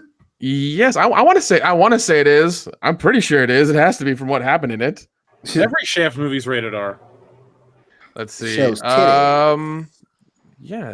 on. Yeah, it's rated R. It is. It's like 2 hours long. It's good. Yeah, it's so much fun. Once again, go watch it. I was just so mad at Men in Black because and all I wanted to do was come back and watch the cartoons. That's all I wanted to do. I fucking love the cartoons so much. They're such a great continuation of the mythos and of those characters. Ah, man, I wish that those things would come out on DVD. So the weird part is that Roger Ebert, who passed away years ago, gave the film 0.5 star out of 4. Which movie? Shaft. Yeah, no, the 2000 one wasn't well received. No, I'm talking the new one. I'm joking. It's his website, but Roger Ebert didn't. I was about to say, I was like, are we dealing with some Blair Witch shit right now? I've come back to the grave to rate your movie poorly. Wait, did they scan his brain into a computer that only rates movies? Is that all they did? Yeah. I'm thinking so at this point, and I'm terrified. Shit. That reminds me of that shitty Johnny Depp movie. Oh, don't get me started on that. Do not get me started on that. Fuck, man. Remembrance or whatever, the AI one? Transcendence? Yep. Transcendence, you're right. Because it looked good. The premise and the trailers were dark and edgy, and it looked awesome. And then I watched it. The movie was so bad. What the fuck are you doing? It had potential, and it just blew it away. I was like, no, this is bad. It's really bad. Man. Our friend Mark C says, Tom Cruise. I want to fight Tom Cruise. On the line, the fall of Scientology. Yeah, no, that's fine. Shit. Yeah. I don't know. Then you might be fucked. Scientology might be living another couple of years because that crazy, scrappy little motherfucker. Who knows what Tom Cruise is capable of? That's right. He's gonna shove a bunch of thetans up your ass. Alex P. Thetan. Sleepy says Daisy Ridley can catch these hands. Ooh, that's a Braun Strowman there. I don't know what to do with that. Choco Bear MMA says thoughts on J.J. Abrams doing Spider-Man comics. Well, Choco Bear MMA. No. Is he only doing the comics or is he doing a movie? Comics. He's going to DC. Look, folks, I have a big video planned to talk about J.J. Abrams. Now, J.J. Abrams is a lot of things. A problem is one of them. Hollywood, he has a lot of control, a lot of pull in Hollywood. And if you don't like the way his shit is, his movies, his TV shows, his soon-to-be comic books, well, you're SOL because he has... Basically, the next 10 years are going to be dictated by J.J. Abrams. It's like, well, the only thing he's not touching is Marvel. He's ruined Star Wars. He's ruined Star Trek. He's going to DC, which DC is in a really great place right now because we're coming off of a couple really solid films and a bright future. But no, J.J. Abrams wants to come in and change shit. Warner Brothers, I hope you just disappear one day because you have signed on with the harbinger of doom. J.J. Abrams is trash. He is the most famous and richest copycat I've ever seen in my fucking life. God, bitch.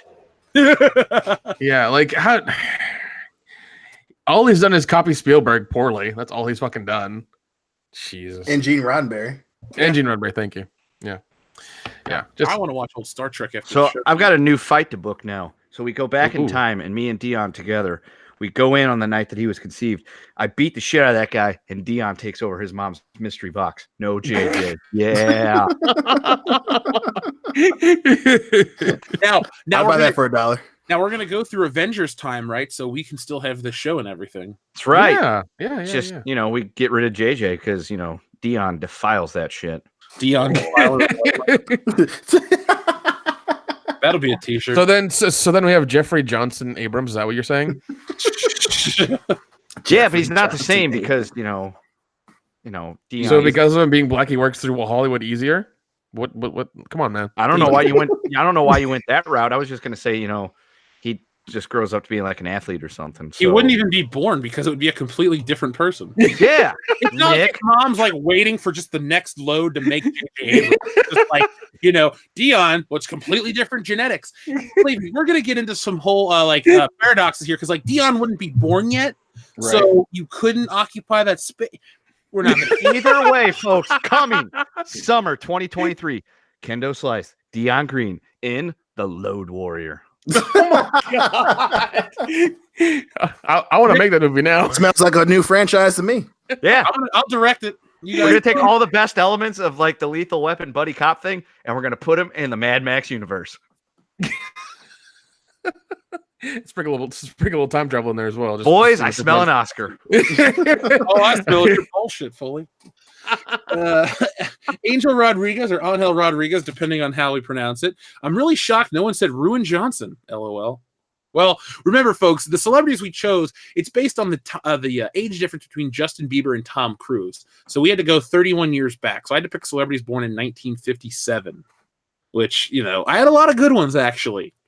But no, if it was any celebrity to drop the people's elbow on, Ryan Johnson will be highly, up there high.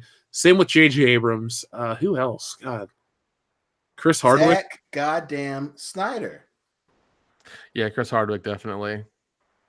Kevin Smith. Oh yeah, definitely Kevin Smith. I would love to wrestle Kevin Smith for charity. That'd be so fun. Well, you smoke him, dude. It would be like Rocky 3. I'd look at him and be like, all right, it's for charity. Let's just make this good. And then I'm a thunder lip, throw him into the front row. Dude, you need to take like liberties with his ass if you're wrestling Jeff's Kevin working Smith. himself into a shoot. In the flesh, baby. Come on, you little meatball. And Deanna and I will be on commentary. Yeah. They had some hard times, Daddy. Dion, are you going to be Macho Man? Oh yeah. That's right, Macho. When Jeff lays the smackdown on that guy, he's just not going to get up. I've been saying it for years. That guy, he's nothing but a cup of coffee. Nothing but a cup of coffee. His moment's up. The cream always rises to the top. Yeah. That's right, but he's not rising anymore. Jeff put the hammer down, and he's going to Funkatown. Oh my Dig God. it. I love this. Did I tell you, Dion, I picked up that Macho Man Slim Jim figure? No, dude. I thought it wasn't. Did you pre-order it? Yeah, it's still available. Oh yeah, it came available for at E3. Duh. Yeah. God, I have a question. I forgot, dude. What's up? When you clicked pre-order, did you go, oh yeah? I did say dig it. Thank you. I went, dig it! And I clicked yes. Thank you. Speaking of pre-ordering, I got to buy our Star Wars Celebration tickets tomorrow already. Oh my God. Damn, dude.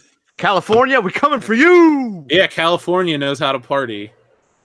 Everybody start saving money. We'll save all the super chats so we can buy 3 beers in California. Yeah, we need some sassoon. And gas. We'll fly out there. We'll rent a car. We'll be charged through the nose for taxes. We're just going to walk around with fucking, ghetto blasters playing California Love on repeat. We should just dress as NWA. Yes. I'm in. Dibs on Ice Cube. Damn it. I wanted to be the only one that doesn't. Well, no, Dr. Dre. He's the richest. Nick, you're clearly easy. Yeah. Oh, And that damn, makes really? Dion, Fuck. Dion, you can either get to be MC Ren or DJ Yella. I would take Ren. Oh, fuck. I guess that's what I'm doing. I'm Dr. Dre. Cool. I get to discover Eminem in the future. I get to be Can I Ice just Cube. give it And to Suge Knight? And Can I just be Suge Knight, please? Come on. he's not part of NWA. Yeah, but Yeah, but we're going to be NWA. He's not part of NWA. Fine. Yeah, no, Yeah. leave it to the white guy to know all the No, NWA members. You could be Frank Butterman and the members of the Neighborhood Watch Alliance. That'd be perfect. That's true. He could be. He That's could the be. NWA. Our friend Klaus Dork says, gun to your head, and the only way to survive is to act out the movie perfectly. Which movie would y'all choose? A swig of Kraken for the Leisure Man. Ooh. This is an excellent question, and we're going to spend a couple minutes talking about this. Can I have a repeat of that question, please, Jeff? Yes. Gun to your head. The only way to survive is to act out a movie perfectly. Which movie would y'all choose? A Swig of Kraken for the Leisure Man. Okay, I would like to go first, Yes. and I will do the Dan Aykroyd role of Trading Places. Ooh. Now, he said you have to act out a movie, not a specific role. So you have to act out the entire film. Then give me Top Gun. Okay. Ken is acting as planes and shit. That'd be hilarious. Yeah. I can't wait for the Kelly McGinnis or the Kendo love scene like Tom Cruise. I just want to see Kendo and aviators angrily marching after someone. We had the shot, man. We had the shot. We had to take the shot, man. Me as Maverick grabbing myself as Sundown. That would be awesome. I can't wait to high five myself as Goose. And then I kind of not watch for the canopy, even though every time I'm like, dude, God, Goose, watch the canopy. No, you didn't. Sorry. As long as you perfectly say the line, I want some butts. God, I want some butts. Is that really in the movie? Yes, because Maverick pulls a flyby of the tower, buzzes it, and he's not supposed to. The tower guy's pissed. He goes and complains to Tom Skerritt. Top Gun is like the only iconic 80s film besides E.T. that I just don't really like. I've never seen it. You will. All right. Yeah, well, I watched ET the other day. I was like, oh, it's on VOD. I'm gonna watch it. God, fuck it. I'm putting Top Gun in right now. I still do not like ET. I'm not a fan. Well, Nick, what movie are you going to act out perfectly or you die? Killer Clown Spider Space. You could pull that off. Yeah, I can pull it off. Now, what if you have to do like alternating face paints on the fly? Can you do that too? I can. I'll talk to my face paint guy beforehand, and I'll do it. I'll learn it. Is it bad that I'm suddenly wanting this to happen because I want to see Nick act out Killer Clown Spider Space? Dude, you don't even have to. I want to see you be an F-18. Whoa, listen, bro. They're F-14s, and they're. I'm MiGs. sorry, F-14s. Holy shit, the F-18 wasn't in operation, I don't think, in 1986. All right, you're the expert. Yeah. Dion, what's your film? Oh shit, dude. This is a tough one. There are so many that I can do, but I gotta go with the one that I have the most fun doing, especially with all the crazy ass parts. And oh man, it's a tough. Like I have a top three, obviously. I'm sure that you can figure them out, Jay. But I gotta go with fucking RoboCop, dude. I fucking love that goddamn movie. Yes. I gotta go with They're the line, even though it's not my favorite one. The lines in there are so goddamn ridiculous. Dion, there's only one line I want to hear you say right now, and you got to do it. Nail it. Okay. Here we go. You ready? Yeah. Sayonara, RoboCop. It's not the line I was thinking of, but that works. I work for Dick Jones. Dick Jones. I wanted to hear the line from when he arrested Red Foreman. Oh, can you fly, Bobby? That works too. I was going for the cop killer line, but that's okay. Oh, that's all right. You fail, sir. You fail. I'm sorry. I thought you were going for bitches leave. Like I was like, okay, cool. Oh shit, that's a good one too. Like, he's a cop killer. He's a cop killer. Thank you. If I wanted to survive, I would pick Star Wars because I know that movie like the back of my hand. I mean, this is like you need this to survive. I'm gonna pick Star Wars. I can do the lines of dialogue and the action and the music and all that other shit. I can be an X-wing if I have to. Well, seeing you in a fucking white gown with buns in your hair would be that's hilarious. what I was thinking. I want to see especially when you have to make out with your brother. Yeah, and they weren't from Empire. It's Empire. It was just for luck in that movie. Okay. Yeah, that's true. And they made the swing across the chasm, so it worked. Yeah.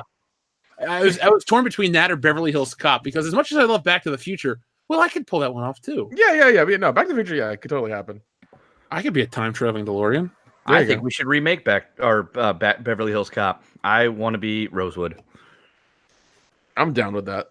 You're Taggart, Nick. Okay, yeah. I'm fine with that. I think me and Nick could nail the Taggart Rosewood dynamic really well. Yeah. No, we could because as much as we fuck with each other when we're together, we could do that. No, we could. Yeah, people don't see what it's like when we're behind closed doors where we're like, hey, let's watch the Flat Earth documentary and get really drunk. Okay. It took like 4 days to do that, though, because you kept getting really drunk too quick. That's true. But we did. Yeah, and one night we ended up watching Beverly Hills Cop 2 because that's the first thing that popped up on Amazon. Yeah, Like, and we were just hey, like, all fuck it, right. we're doing it right now. Raiders of the Lost Flick says, Dion, I walked out of the theater on Tales from the Hood 2. Also, thanks for changing your profile pic from that high school one.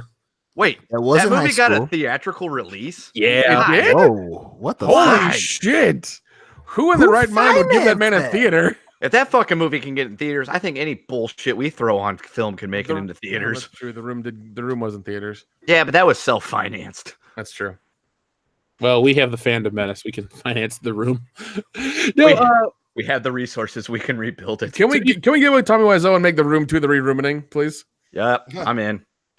here's the thing, though. If they were to make a sequel to The Room, it would be like the sequel to Samurai Cop, where they're self-aware of how bad it is, and then it's just not fun anymore. That's true. You got a point. It's Yeah. unintentional comedy. That's why that Silent Night, Deadly Night 2, all those movies just turned out as bad as they did unintentionally. Troll 2, they didn't try. Like Samurai Cop 2 is so unwatchable.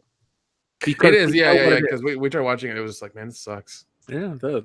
By the way, Raiders of the Lost Flicks, that's actually Dion's picture from college. I took that photo. We were at a wrestling event. It was 2010. Yep, because my current wife was in that picture and I did not know her in high school. Your current wife. Your only wife. My only wife. I think we need to get the rest of that picture together for our icons for next week's episode. Oh, from those guys? When we met Stolhansky and Soder. Well, I can't change mine because that requires I change the channel icon. So Nick and I should have our icon. there you go. But I also don't want to get rid of mine. I love it too much. I also love that Nick represents the artwork I drew of him. Yeah, well, yeah, because the other one was my eyes closed on the You on do. the He's doing his best French Stewart impression. Don't worry. The quality of our shirts when we launch our merch store next month are going to blow people away, and your eyes will be open and everything. I promise. I mean, Thank you. I would have loved to use my artist rendition of me in the comic book, but I didn't exist yet. So You're in the book. You're in it. recently, I saw what I look like, but before that's to the end. Yeah, but still, you're in it, and in Wokebusters, you're an integral part. I Yeah. hope so. You're I was on the bench in this one, Coach. I was on the fucking bench. Well, you're You're red shirted. It's different. Wait, he's dying on the planet? No. It means he's just going to sit out for the first season, but he's our future player. Okay. He's a starter, just not this year. Okay. All right. You're talking about hockey, not Star Trek. Gotcha. No, No, we're talking that's about just football, but college. okay. sports ball, not Star Trek. Okay, got it. TLJ Screwjob says, "My sausages. He stole my sausages." Bob Sausage. I like that one. That's a good one. So my goddamn sausages. Mayday. Maverick's headed out to sea. He's caught in a flat sausage. Can somebody tell me where he got one of those sausages? Tippy Helmet Kitty says, Ivan Ortega, The Last Jedi re-edit watch party. Let me talk to Ivan. Maybe I can get him involved in it too. That could be fun. Yeah, Ivan's a good dude. That's the only way I'll watch that movie again. As if Ivan's here. Well, no, if we get a re-edit that's not, shit, which means he probably had to reshoot the entire fucking movie. He did he reshot lightsaber fights and all kinds of shit.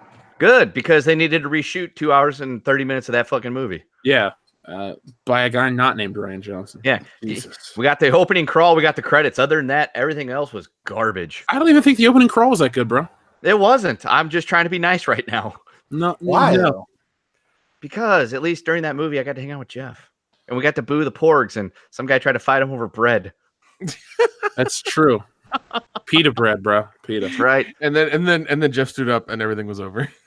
He didn't even have to stand up. That guy bowed down real quick because he saw that he was rolling with me and he was intimidated. Dan and Phil did not intimidate. I intimidate. I felt They didn't get close enough. no, they were too busy bitching.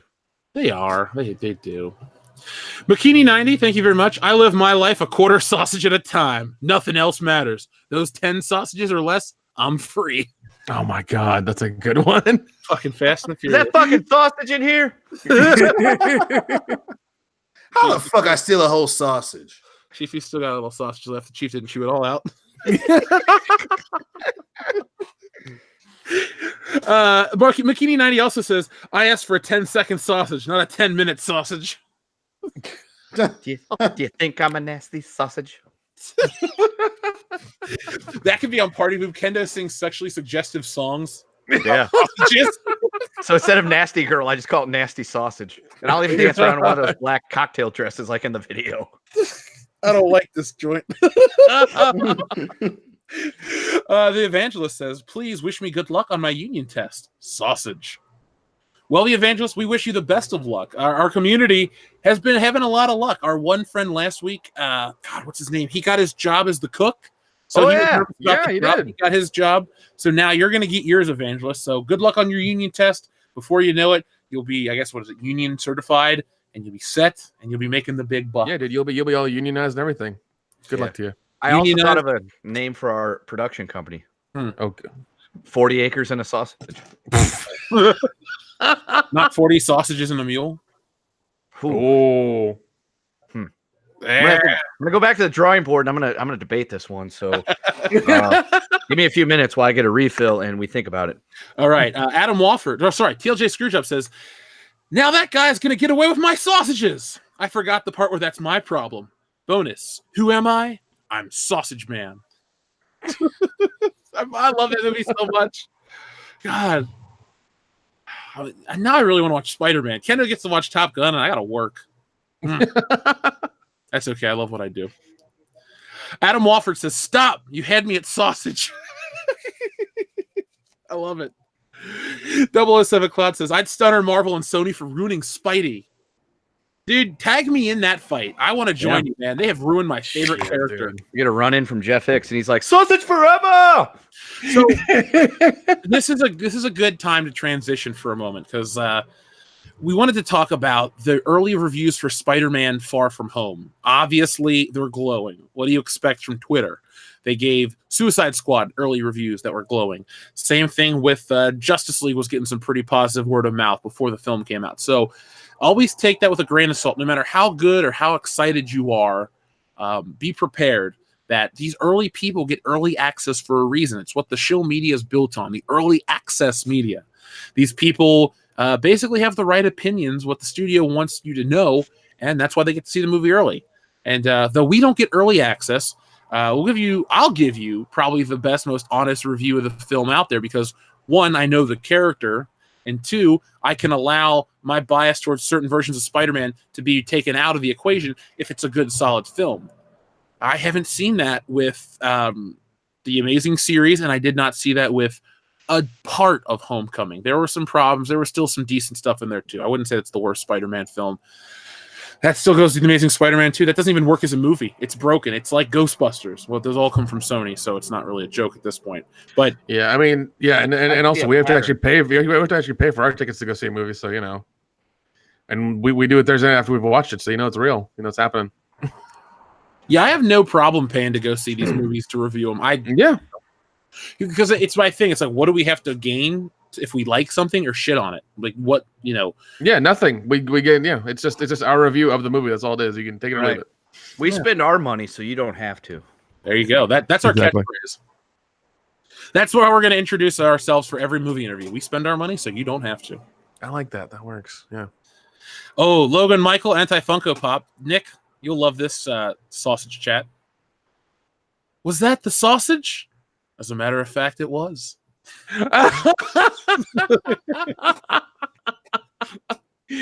Oh, that's a good one. That's a damn good one. Not only does Logan Michael know his toys and have an excellent collection, he loves Halloween. He actually sent me a message on Twitter the other day.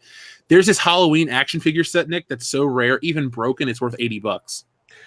Oh, God, there was one I saw. It was it wasn't Halloween. It was Friday the 13th. It was the mom, and then it was Jason as a kid coming out of the lake as well. And it was a 2-pack, and I saw somebody had it on Twitter, and I wanted to try to find it, and it's like $300. I'm like, shit. But it looks really good though, and it was like a Comic-Con exclusive from like 2012 or something like that. It's ridiculous. Speaking of horror, I got an email from Texas Frightmare. They want us to join. Are you serious? Yeah, I'm like, no. Holy shit! Wait!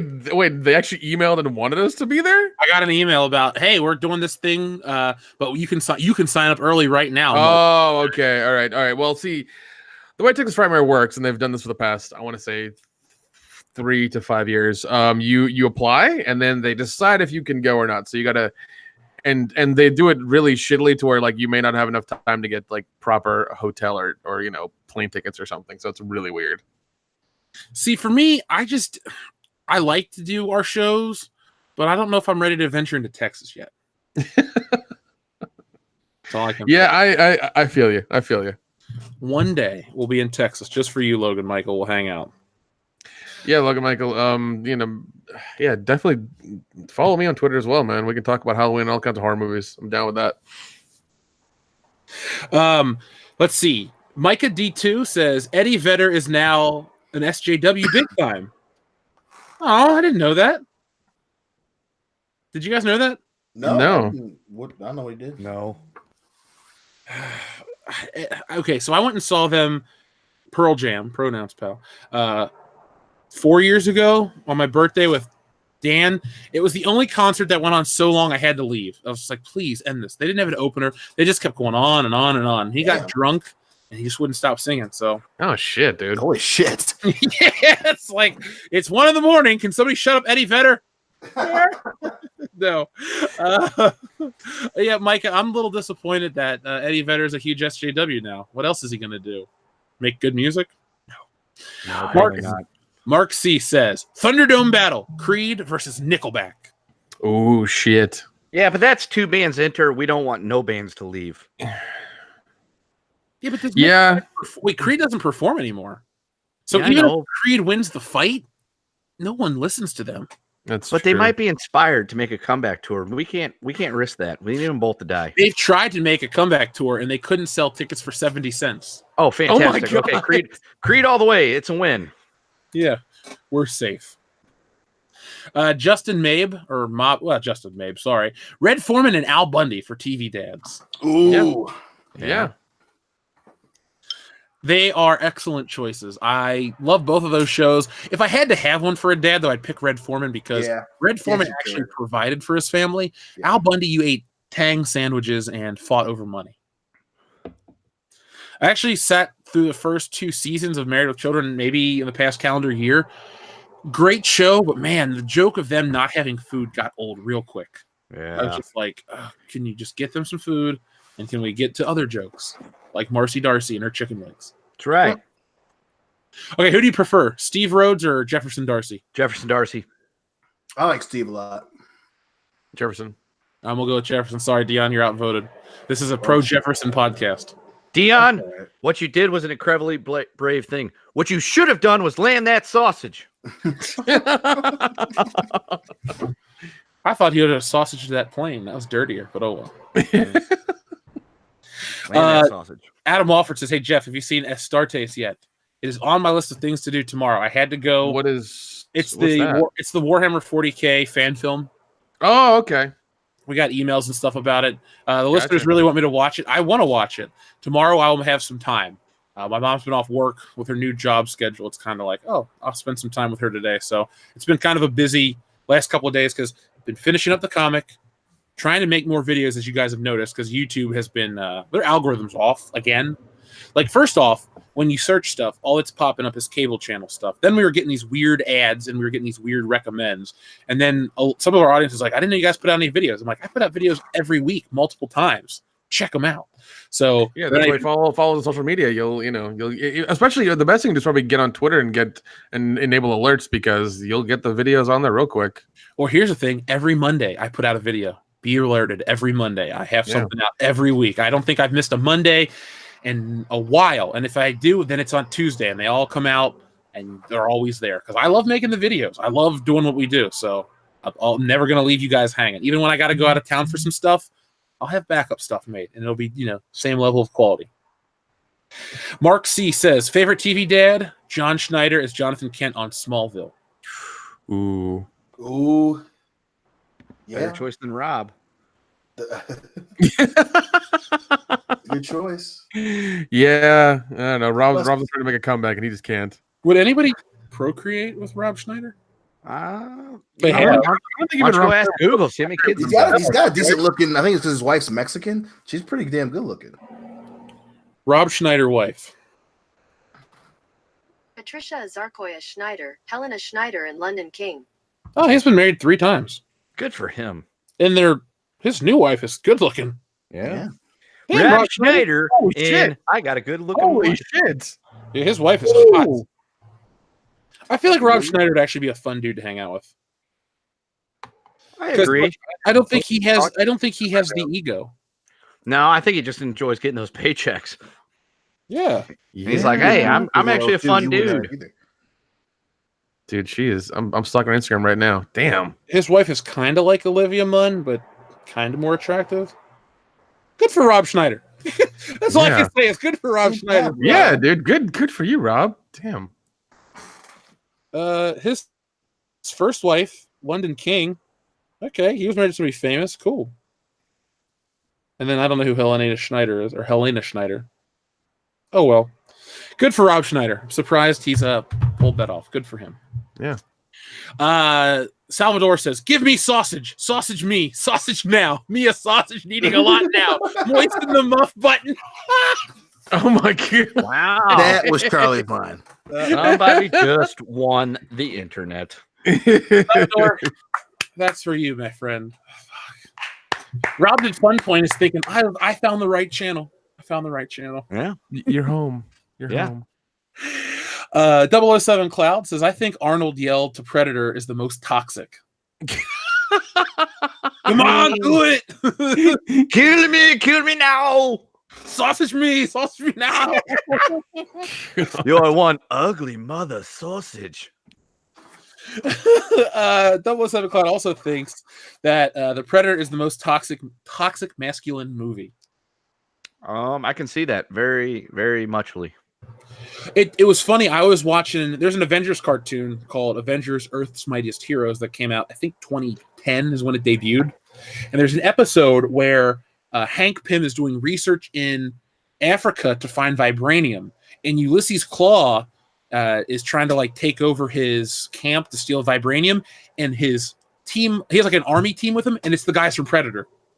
Nice. That's awesome. They look just like him. They drew Billy, they drew Carl Weathers, even Arnold, and the other one, Shane Black. Yeah. Now the question is, have you seen the other version of that cartoon, Avengers: Earth's Mightiest Sausage? Yes, I own the Blu-rays. Oh, fantastic, sir! I applaud you for that one. 4K sausage casing. It's breathtaking. Yeah. Envision that Shia LaBeouf clapping meme, because that's what I'm sending you right now. Cadis82 says, "I wouldn't want to fight them, but those are my choices." He's talking about Mark Hamill, Linda Carter, and who was his other celebrity? Rob Halford. Rob Halford. The good list of celebrities. So it's okay, Cadis82. We get it, man. We get it. It's all good, man. Scott Eckert says, 31 years older than me, might break a hip, but here it goes. Tyne Daly, Diane Keaton, Jimmy Buffett, and Steven Spielberg. Holy shit. Scott, my money's on you because I know you can take all of those people. Maybe even all at once, honestly. Yeah. Tyne Daly's just going to sit it out. She's like, I quit. I can just imagine Jimmy Buffett getting RKO'd by Scott out of nowhere. Waste away in Margaritaville now, bitch. Fuck your Margaritaville. It was weird. My mom and I were having dinner yesterday, and she brought up Jimmy Buffett. And she goes, "How much is he worth? Can you guys guess how much he's worth?" $29 million. I'm gonna go $30 million. Kendo? I think All Kendo's right. getting. Oh, Kendo's getting another beer. Well, according to what we looked up yesterday, you're gonna shit your pants. really? Jimmy Buffett is worth $600 million. Get the fuck out of here, dude. Well, God, he does have a hotel in Pigeon Forge and another hotel in Gatlinburg. I thought his hotels weren't doing well. He has 20 hotels, Dion. He's okay. God, dude, yeah, there are two within 30 minutes of each other where I used to live. I'm just like, what the fuck? He's got his own bar and shit and everything. It's fucking crazy. Yeah, he has branded himself well. That's why we're going to follow the Jimmy Buffett. We'll see. Here's the thing. He's branded himself to the older crowd, which they have money. Well, sorry, yeah. So that's what he's done, and that's they love him for that. Well, when we put out our own salad dressings and tequilas and shit, we're going to be. He doesn't want a kendo slice tequila. I mean, I want a kendo slice tequila. Yeah, and It will call it Kendo's Katila because it'll make sense. It'll be funny. Oh, Like, get the ha, fuck outta you're here. drunk already. Our friend Dovin Death says LA-based comedian is Masterson's Twitter. All right, I'm gonna take a screenshot of that too, so I don't miss out, so we can find out about was it the Project 2 or what. I have a screenshot of the other super chat. Thank you, Dovin Death. Blackheart B sent in $2, no message. Thank you very much. Logan Michael, anti-Funko Pop, says just got the WCBS shirt. Looks amazing. Pop gay. Thank you, Logan Michael, for backing us. I'm glad you like the shirt. Every WCBS shirt looks amazing. Yeah, well, wait till these people get them. They're going to be pretty impressed. I'm 007 already Cloud says, "You're one ugly sausage fucker." That's just a mean You've insult. lost Anyway, that loving sausage. Oh my now gosh. it's gone. Whoa. We should get drunk and sing that song at Horror Hound. I'm in. We'll just pick some 100% random in. person at a bar. Yeah. Or we can just do it at the table and annoy everybody. Who cares? Nah, No, we should, fuck it. we should go It to works. a bar and scare them. Yeah, There you we'll get naval costumes and everything. We'll make it look official. I'll be the first one to walk up to him, and I'll just stare at him, and I'll just be like, "You never close your eyes when whatever the opening line is," and then you guys just pop out of nowhere. That'd be amazing. Robbed at Fun Point says, "World class crew plus Always Sunny crew equals move over, Jesus. There's a new sheriff in town." I like the cut of your jib, sir. I want that to happen so bad. I mean, God, we would be great. We'd be like that. We'd be like the shitty rival gang. We've never heard, Yeah. but they're threatened by us. Yeah. Well, we won't be those weird inbred fucks that take them hostage. We'll be like the ones that probably could kick the shit out of them. The McPoyles. Yeah, those. The only person that could save them from us is Country Mac, and he died. That's right. Cadus82 says, "LMAO, right on, Nick, for Killer Clowns." Oh yeah, I could. It's because I thought about it during the question. I was like, I could do that whole movie. That's really sad, but I could. Yep, the Samoan killer clown, Nick Utam. Micah D2 says $2 for the mods cleaning up. I guess we're having more issues with the terrible spam, but shout out to all you guys who are. Good job with those bots, guys. That's fucking awesome. Yeah, definitely. It's crazy how they. Is it happening to everybody or just us? No, it happened on the High Council the other night. Yeah, Mods, go out there and kill those bots, Halo Reach style. on the beach. That's right. All joking, the people that we've anointed are mods down the road. I want to send them special moderator T-shirts. Be like, hey, thanks guys, we appreciate you. It just says world class bullshitters in a fucking wrench in the middle Yeah. of the shirt. That's it. Salvador's like, I don't know why I wear it, but I wear it every Thursday night. Picture me in the back with the thumbs up. Kendo approved. I'll draw you like a Pit Boy from Fallout. Take it. Dude, that'd be awesome. Holy shit. I'll take it. I should draw us all as those kind of cartoon characters. Yeah, I would man. buy that shirt. Oh shit. Okay. Let me take a note. Okay, Google, take a note. What's the note? Draw us as Fallout T-shirt characters. Saving note. Thank you. Opinionated Junkie says or asks thoughts on Final Fantasy VII remake giving Tifa breast reduction. Well, I'm going to speak for all of us. Nobody likes breast reduction. Not at all. No, it's like you're slapping God in the face. Yeah. No guy that has a huge schlong's gonna be like, it's too big. I can't handle it. No, just take off a few inches. No, it's a fictional character. She looks the way she does. Let's stop trying to be appealing to somebody that doesn't, the audience that doesn't care about your game. It's just part of the history. It's like the guy's hair or that sword or her giant boobs. It's just part of Final Fantasy. I'm against it. Yeah, it's just weird, man. Yeah, you don't see people trying to get the titties taken out of Soul Calibur or Tekken or any of that shit. But all of a Nobody sudden, plays oh, Tekken anymore. well, easy, cool it over there. I like Tekken. I almost I bought like- it I like Tekken 3. I almost bought the new Tekken 2. because it was on whatchamacallit, PlayStation Store on sale real cheap. Yep. I put a bunch of games in my cart. I bought none of them. I do that a lot, actually. Don't feel I bad. have a really bad habit of like, oh my god, $3 for Call of Duty, buy. Oh my god, $13 for Rainbow Six, buy. I put it in an hour, and I have all these games I've bought. I've never really sat through them. Fucking, I bought the Arkham City and Arkham Arkham City, Arkham Knight 2-pack. Didn't play them yet. I mean, I buy a lot of shit. Let's see. Salvador says that concert in 2014 in Cincinnati, I was there. So we were so close, Salvador. We didn't know each other. You're ever in Cincinnati, make sure you call me because we're going to go grab beers or dinner. Was he moderating the concert? Yes, he's moderating, he's moderating our chat. Thank you. Well done, sir. We applaud you. Thank you. Bruce Lombardo says, spend about 10 minutes and watch Star Drunk. All right, we'll watch Star Drunk. Let me see what it is real quick. Because if it's something, if it's really 10 minutes, we could do that on After Hours, maybe. Yeah, there's not much we'll say no to. Yeah, well, just Mother. Yeah, you're fucking right, we will.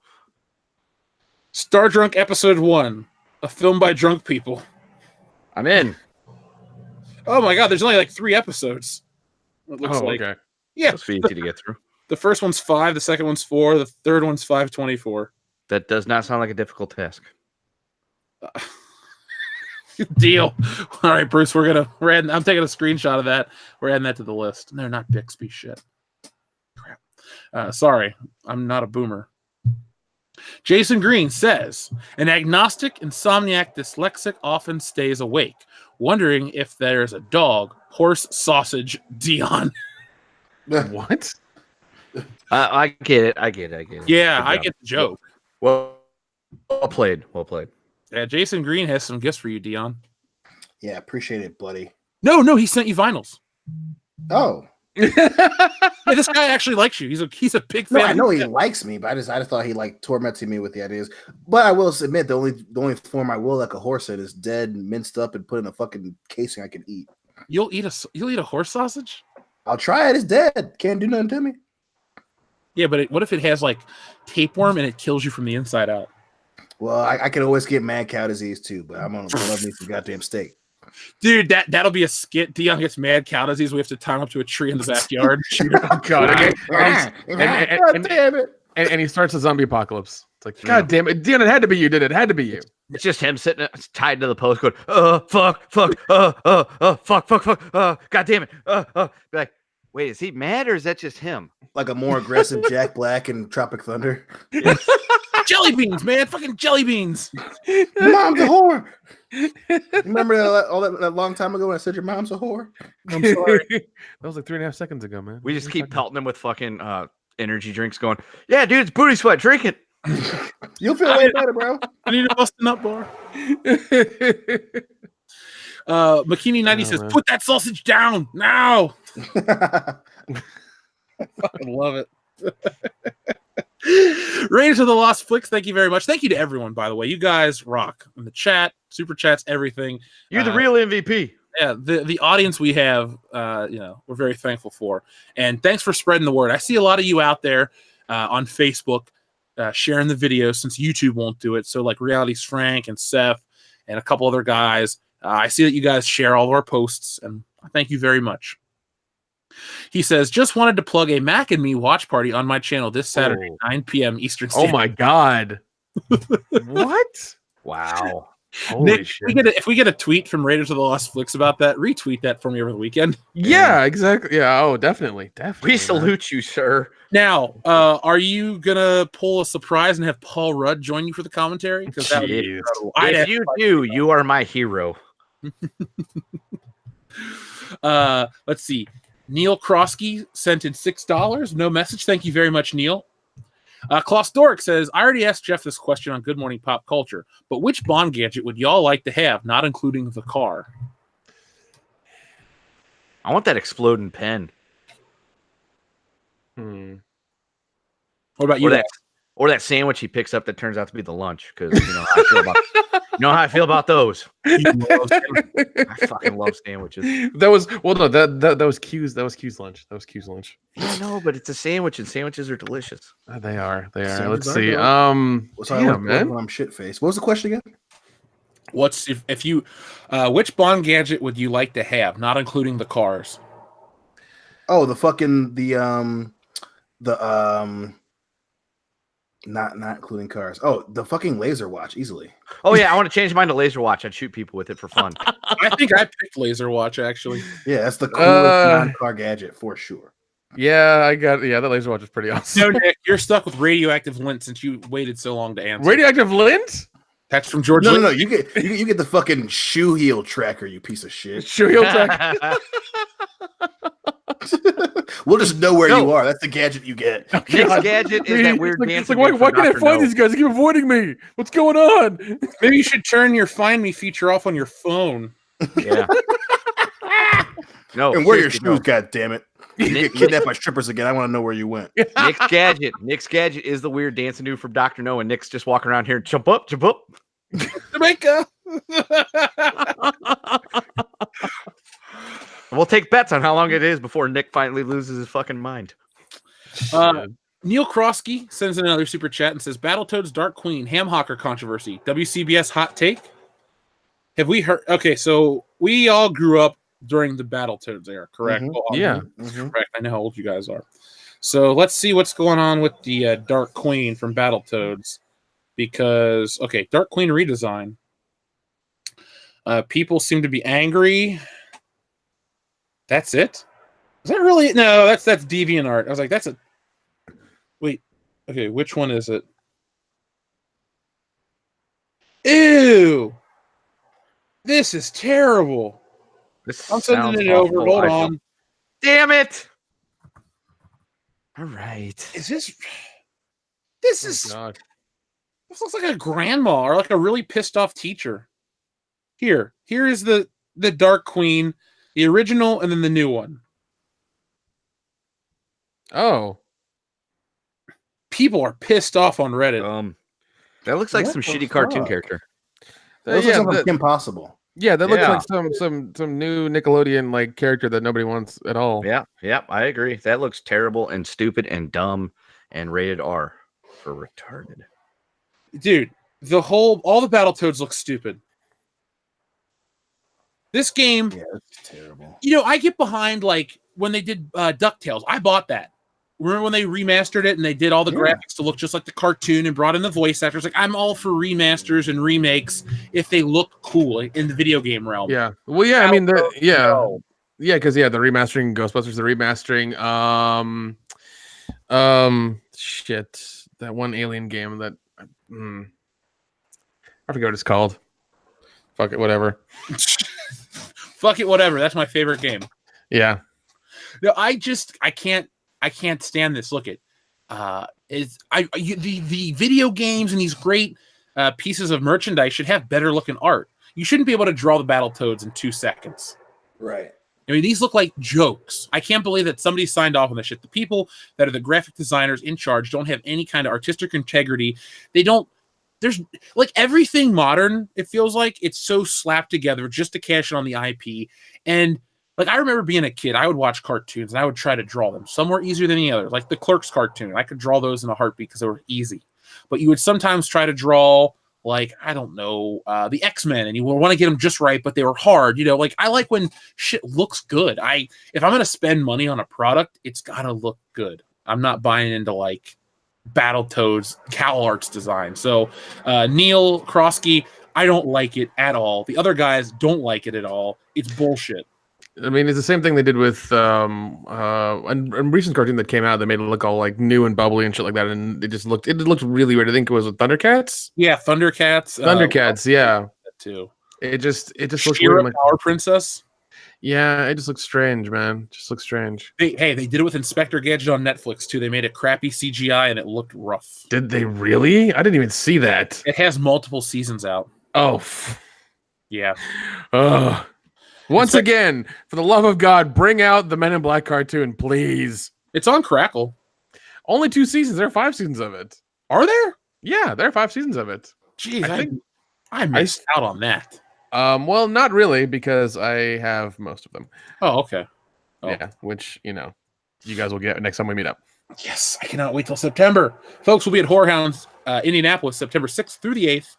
We'll be at the show Friday night till 10. Saturday we'll be there, and we'll try to have maybe something work out. And then Sunday we'll be there in the afternoon. So, come meet us, hang out, have some fun. So sorry, 4 seasons and it was 53 episodes. So yeah. At first I didn't like the theme song to that cartoon because it wasn't the Men in Black theme, but I'm kind of used to it now because it was a different, like, ominous opening. Yeah, well, I mean, I was worried about it too, but then, watching International and being fucking disappointed, and then watching the animated series, I'm like, man, you guys had a lot of good stories you could have pulled from, and that just was just so good to like keep it going. And oh man, it's wonderful cartoon. Once again, wish they could bring it out on DVD. I would buy it in a heartbeat.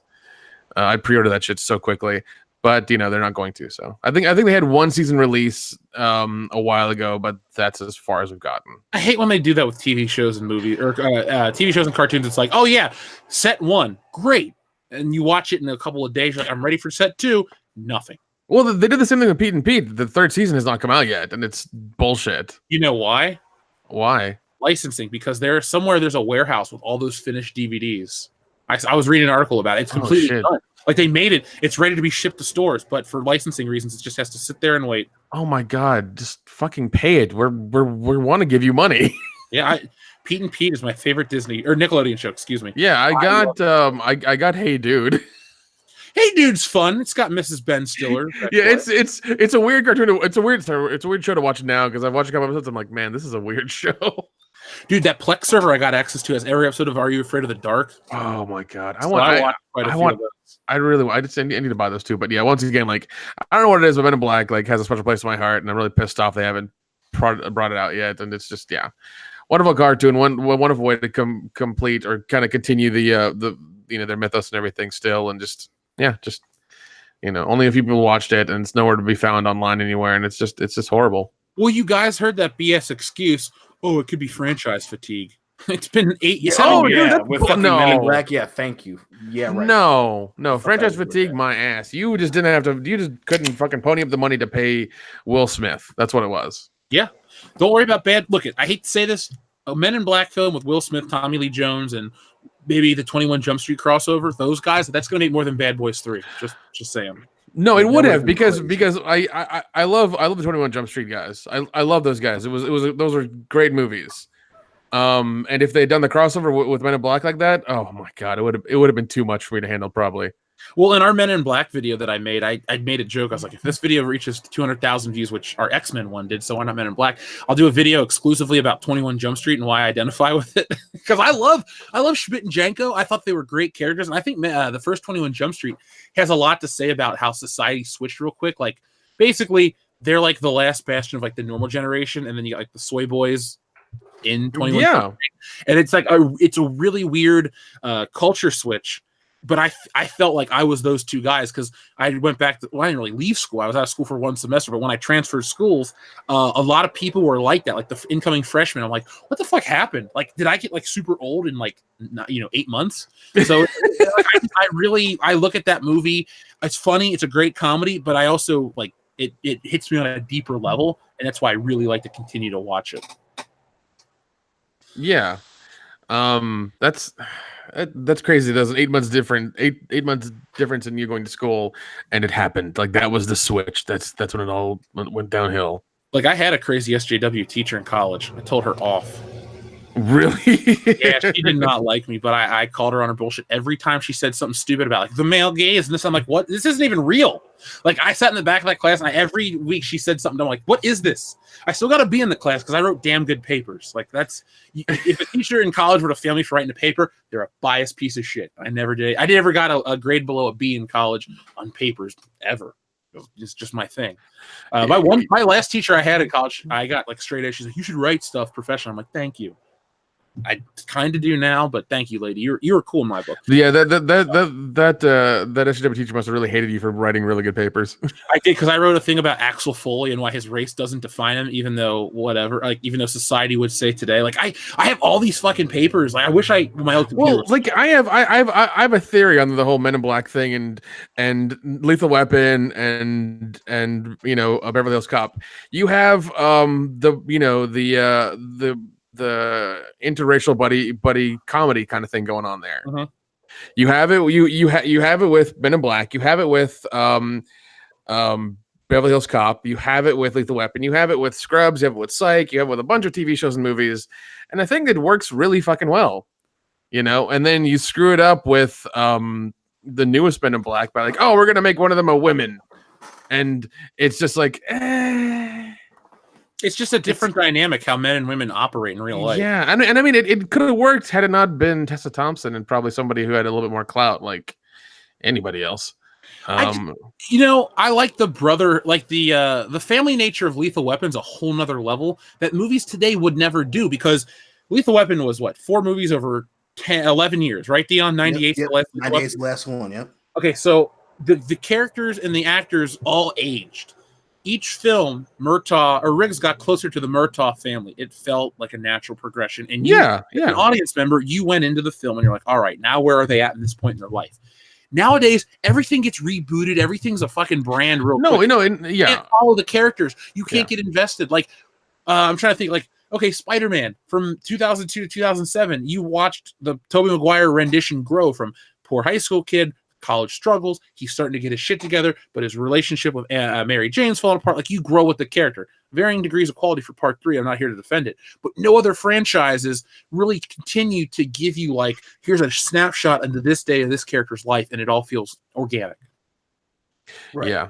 And not only that, but to kind of to Nick's point about, the whole interracial thing. I mean, again, I think, that feeds right into what Jeff said. And there's a way that it happens in the real world. I think everyone wants to be idealistic, but you have the Lethal Weapon movies, and especially where the second one is literally, the bad guys are fucking, members that benefit from apartheid, but that's not the focal point of the movie. The focal point of the movie is still these guys fucking murder people for gold, and it just happens to be that they're fucking racist assholes, and they don't shove it down your throat. Even when they do touch on the subject, they do it in a way that you can easily digest it. It's a hilarious bit with Joe Pesci and fucking Danny Glover.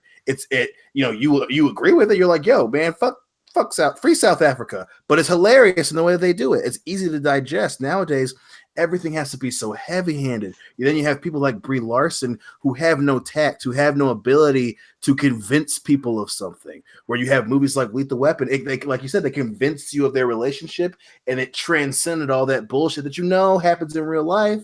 But it's a cool, like, everyone has a friend that's different from them.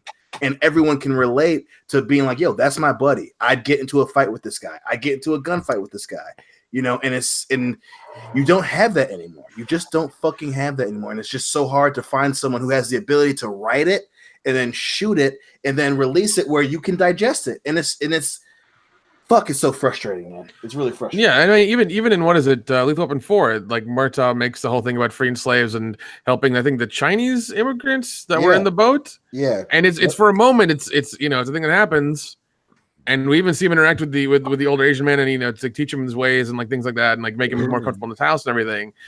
But it's part of the story, but it's not like not the overall part of it. And it's digestible because he gets his white friend to help him.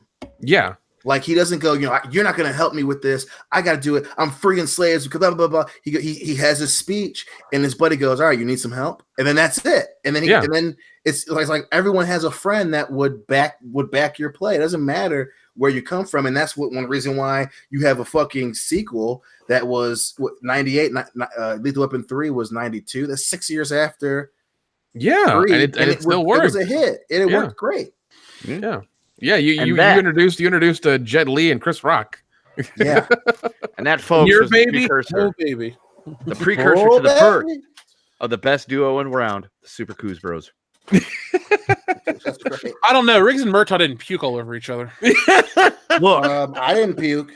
Yeah. I puked, but it was on a mattress, an air mattress. And Dion randomly just leaves in the middle of the night because he has no. That's right. Well, we accomplished the mission. We coozed. All right, fair enough. McKinney90 says, "You damn dirty sausages." Manga Ventura says, "Eat the horse, Dion, and gain its power." Oh shit! I'm like Captain Love in The Mask of Zorro. Yeah, that's how it happens. It's a great movie. Eat the horse, become the horse. Dion, you just gotta eat the horse. Alpha Terranima says, "Mr. Ditkovich, give me sausage." Peter, "You'll get your sausage when you fix this damn door."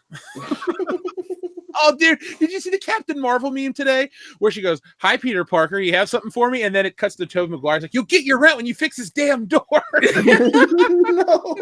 No, but my favorite is still the whole part about her showing up to get her award with her stunt doubles. And then it's I did my own stunts. Thank you very much. Yeah, fuck her. God. I did love that because everyone remembers that very distinctly, and we're all just like, didn't you say something about your own stunts and doing them and not being like Tom Cruise? Oh yeah, because it's on the fucking internet. We can all look it up immediately. Well, not only that, like the effect of her posturing during that interview, like and of course people are just like, oh well, she was joking. It's like, listen, again, being an adult, you know when someone's bullshitting you, you know when someone's not joking. She even if she was trying to sound cool by embellishing a little bit, she wasn't that wasn't the joke that she was trying to come off as really cool to fucking Chris Hemsworth and Don Cheadle, and they were both just like, all right. Yeah. And that's what's so funny about that. Have you ever like once concerned yourself with looking cool for Don Cheadle? No, I don't think I have, but I mean, the dude's been in Boogie Nights, so I mean, he's got that coolness. But he's not William H. Macy cool. No, he's always that. Hey, that's that one guy from that one movie that came out last year. Cool. Oh, Navy SEALs. Got it. Well, I mean, I understand she was like, she was like, a fucking, 11th hour Avenger, but don't act like you've been there the whole time and be all big and shit. And these guys are like putting in the work and they know all the shit and they're in a press junket and you just all of a sudden pop in and it's like, listen, I'm a woman and I'm here. You have to respect me. It's like, no, we respect the women that were in this series from the beginning. Yeah, we're all homies. Like we're friends. You just popped in here because they needed you for fucking diversity. Calm down. Yeah, she's like the new guy at work that shows up, puts in a week, and acts like he's all pro team. It's like, where the fuck were you last week? Oh yeah, you were in training, bitch. Claustoric, we're gonna read your super chat first because I was literally getting ready to transition into this. Claustoric says, "Don't worry, Darth Tico and the Major Spike 9000. Promise we will read yours." He wanted to know our thoughts on the Endgame release with new footage. I was just getting ready to transition into this. What do you guys think of this movie getting re-released less than 2 months after it's out with 6 minutes of new footage? Are you excited at the prospect of it? I mean, I'm excited for it to beat Avatar, but I'm just like, I think that's what they're going for right now. They really want to beat Avatar because they're up against that. That's number. What it's about. It's like, okay, we're losing steam. What can we do? 6 new minutes of footage. Oh, okay, cool. We're gonna advertise it and re-release it, and we're gonna fucking whoop those blue people's asses. Yeah, they really want that number. And I want them to get it. Do you think it's just going to be more Captain Marvel? I hope them doing that, but I could see it being. Yeah, I could see it as well, but I don't know if they're going to do it. Yeah, I would like to think that it's not that, but I'm willing to go see the movie again to find out. Yeah, I mean, once again, like it might be because that seems to be kind of the way they're leaning. And I mean, I know that we've all heard that the studio had a big fight with the Russo brothers and they won and they only put her in for like a total of like 5 minutes. So maybe them saying oh, this is our chance to re-release because you've had your version out, it's made a lot of money, so we're gonna make our version now and put more of her in there. So I think that's what's going to happen underneath it all. I know people saying, "Oh, Captain Marvel," but I really think they're going full bore with it because they're going to use that film as justification. We made $1 billion. It made $1 billion because it built to the Avengers. Come on. Yeah, I mean, and I've heard tons of fans who hate it. Lots of people on this channel have just did not liked it, disliked it, whatever. And that's fine. I really enjoyed it. I'm glad it's the end of the whole. I'm glad it's the end of that whole fucking thing. But yeah, I mean, if people didn't like it, that's just the way it is. The weirdest part was when people came up to us at Horror Hound, which was right after Captain Marvel had come out, because Captain Marvel was February 8th. That was International Women's Day. March. Yeah. March something 8th? like that. Oh, okay. Yeah, March. Because Horror Hound was the following week, right? It was, and it's crazy to think that was 3 months ago, but it feels like it just happened. Yeah, this year's been really weird. I feel like this year's really long, but really like short at the same time. Never mind. We're not going to. It's been great. It's been a really nice year. You realize in the year we've had so far, we're up 51,000 subscribers. I do because I listened to Good Morning Pop Culture the other day. Yeah, that was a fun show, folks. If you liked it, hit us up with a flex emoji. We might do some more. I'm going to be out of town soonish, so maybe I'll do a Good Morning Pop Culture from the road. That could be fun. But yeah, Claustoric, I kind of want to go see Endgame with the new footage, not because of the new footage. I just wanted to see the movie twice. Because I remember, I keep talking about, I don't remember, like I remember liking it, but I'm feeling like I like it less. This will kind of help me cement my opinion. I might catch it on when it's like a discount day, so I don't have to pay full price for it. So what you're saying is we need to see it again and do a review. Yeah, because everyone seems to not be able to find our first review, so we'll do that. But seriously, we'll do a re-review of Endgame. Make it happen. Don't you threaten me with a good time. I will threaten you. Darth And I'll Tika have that good time. says, "Sup guys, awesome show tonight. P.S. Let's get you a platinum album. Party boob." Goddamn right. I want that album. I want that platinum album. Darth Tika, you're gonna help us produce it, man. You're gonna get your first producer credit on a platinum selling album. Party boob. I really want to find out what it takes to make a platinum album. If it's us selling it for $1 and we sell 1 million copies, I'm okay with that. I'm entirely okay with that. It's not about the money, guys. It's about the trophy. It is. Yeah, Darth Tika will be in touch with you, man. Shake them and jiggle them. You better be and squish them. You better Party boob. You better be at Star Wars Celebration next year since you're really close to California already. So, oh god, it's gonna be fun. Major Spike 9000 says, headline from the future: Modder sets world record for fastest mod made after release. Mod increases breast size. I support that mod. If I got to alter my system to do it, I will. I'll void my warranty for larger jugs. Cut the tape on that back of that system. That's so dumb. Like that's so dumb. Like for games being as broken as they are these days, like, oh yeah, the boobs are too big. Guys, go back to the drawing board, reduce them, all right? It'd be nice that's what you do? Come the fuck on. The boobs are too big, said no man ever. No.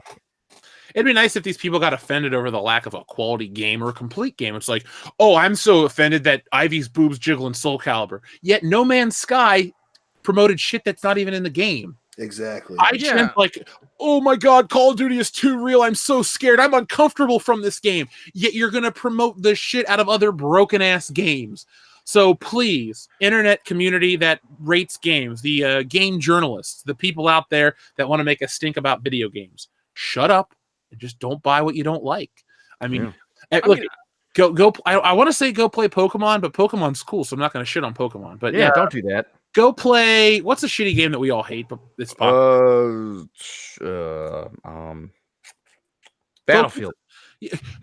Go play Battletoads, folks. The new Battletoad. Let these people at IGN. Oh, it's so brave. It's a new direction to take Battletoads. It's what 2019 needs. Shut up. No, 2019. If God, just go watch Shaft. It's so much fun. Yeah. Just do that. Dead or Alive beach volleyball from like 20 years ago was very popular. It was a very popular game for a reason, not because beach volleyball is something we all want to play. Yeah. Instead of worrying about cup size in a fucking game, how about you make a goddamn complete game first? That doesn't need after 3 hours of uploading it to my goddamn hard drive, 2 more hours of fucking updates. Can we do that, please? Yeah. Or make an Avengers game that doesn't look like total ass. Just throwing that out there.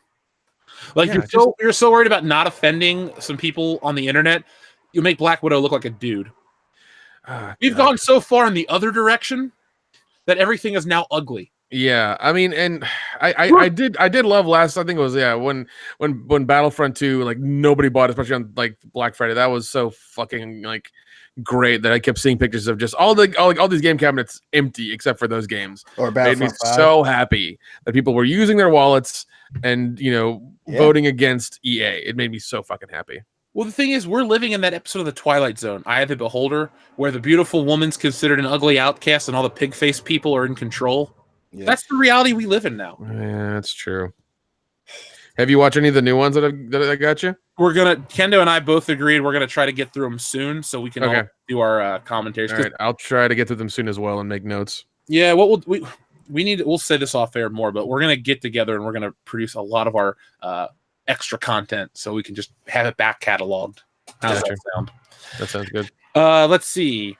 Logan Michael, Anti-Funko Pop, says Nick has a Mad Max Funko Pop. Not epic, Nick. Not epic. Yeah, he just friended me, and the first thing he messaged me was Pop Gay, and I was like, I got a pop right here. I'm gonna take a picture of it and send it to him.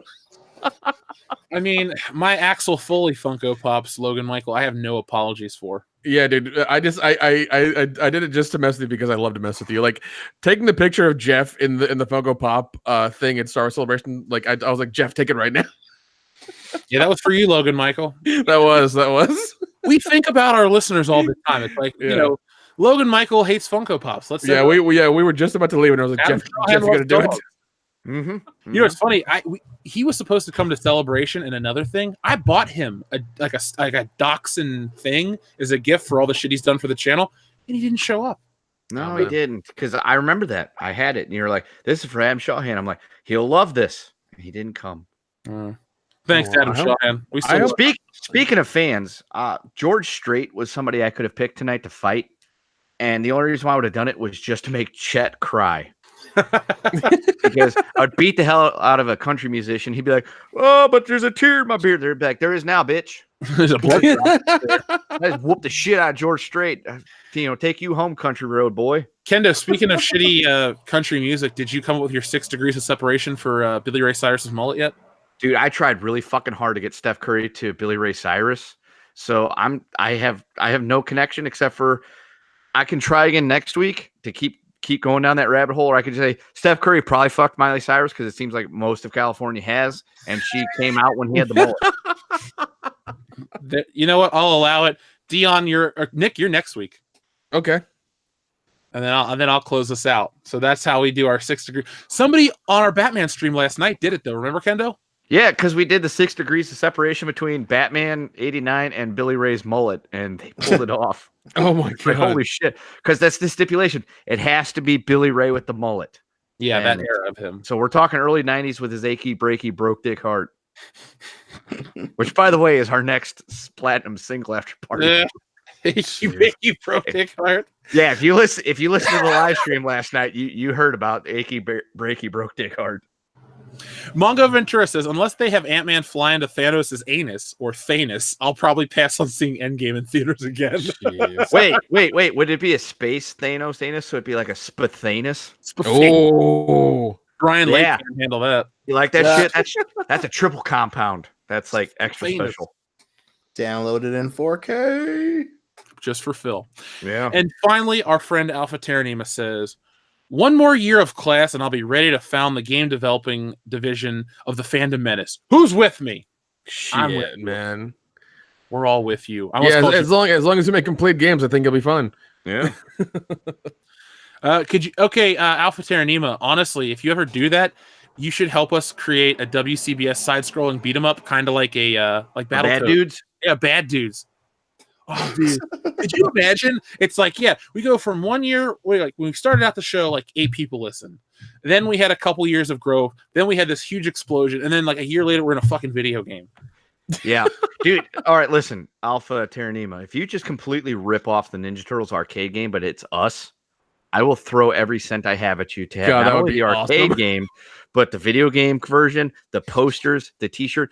And you just go follow the pattern you got there on Jeff. Make me Raphael. And you know what? I back you 100%. I will tell everybody. I'll force people to buy that game. Well, Kendo, we're gonna have T-shirts of us as Ninja Turtles on. Yeah. Right. Like I'm updating this design. I'm actually looking into how we can do the pixelated 16-bit versions of us on a shirt. Don't worry, nice. our shit's gonna be fucking epic. Like people are like, some guy on Twitter's like, I bought a Fandom, or I bought a High Council shirt, I bought an Ethan shirt. Where's yours? I said it's coming because we're not just gonna sell you a shirt that says World Class Bullshitters on it. No, we got to go above and beyond. So it's funny. I got the machines going. We actually watched a couple videos on some stuff last night. It's gonna be good. I only have one thing to say to that. Cowabunga. Hey, Dion, you want to spend $20 in quarters trying to beat it? Oh, yes. Yeah. Do it again. Yeah. Did it once, we'll do it again, God damn it. Oh, man. I've never beat it on the actual arcade, only on the NES arcade, Teenage Mutant Ninja Turtles 2. So. We beat it at the arcade, Dion, with a 6-year-old kid who didn't know anything. Yeah, dude. Only one time thing you can do is drop the damn quarters. Yep. Yeah. And then die. I've done that with my buddy in the Simpsons arcade game. I have not done that with the Ninja Turtles arcade game. Boys, it's got to happen. When I move, I want to put 3 arcade machines in the basement. Ninja Turtles, Simpsons, and X-Men. Shit, I might just have to make you one that has all those games on it. Yeah, but I want 3 individual cabinets, dude. Ooh. Yeah, like, dude, I want the 6-man X-Men, and I want to get like repainted. Oh shit. Yeah. Yeah, dude. Can't Kendo. I've been thinking, and I'm gonna do the Ninja Turtle thing for sure. And I want a bubble hockey dome, but not the shitty ones I got now. I want the old school USSR versus USA one. Oh, If I ever find one, like, because I go to random places, if I ever see one and you need it, you let me know. Oh, I need it. But I will drive there and I will pick the son of a bitch up. I don't care if it doesn't even work right. If the puck comes out weird and the anthem sounds fucked up. As long as I get a chance to keep putting the biscuit in the basket and beating them Soviet fucks, I will be happy. I'll play by myself. Dude, I will handle my own rod hockey and win that game.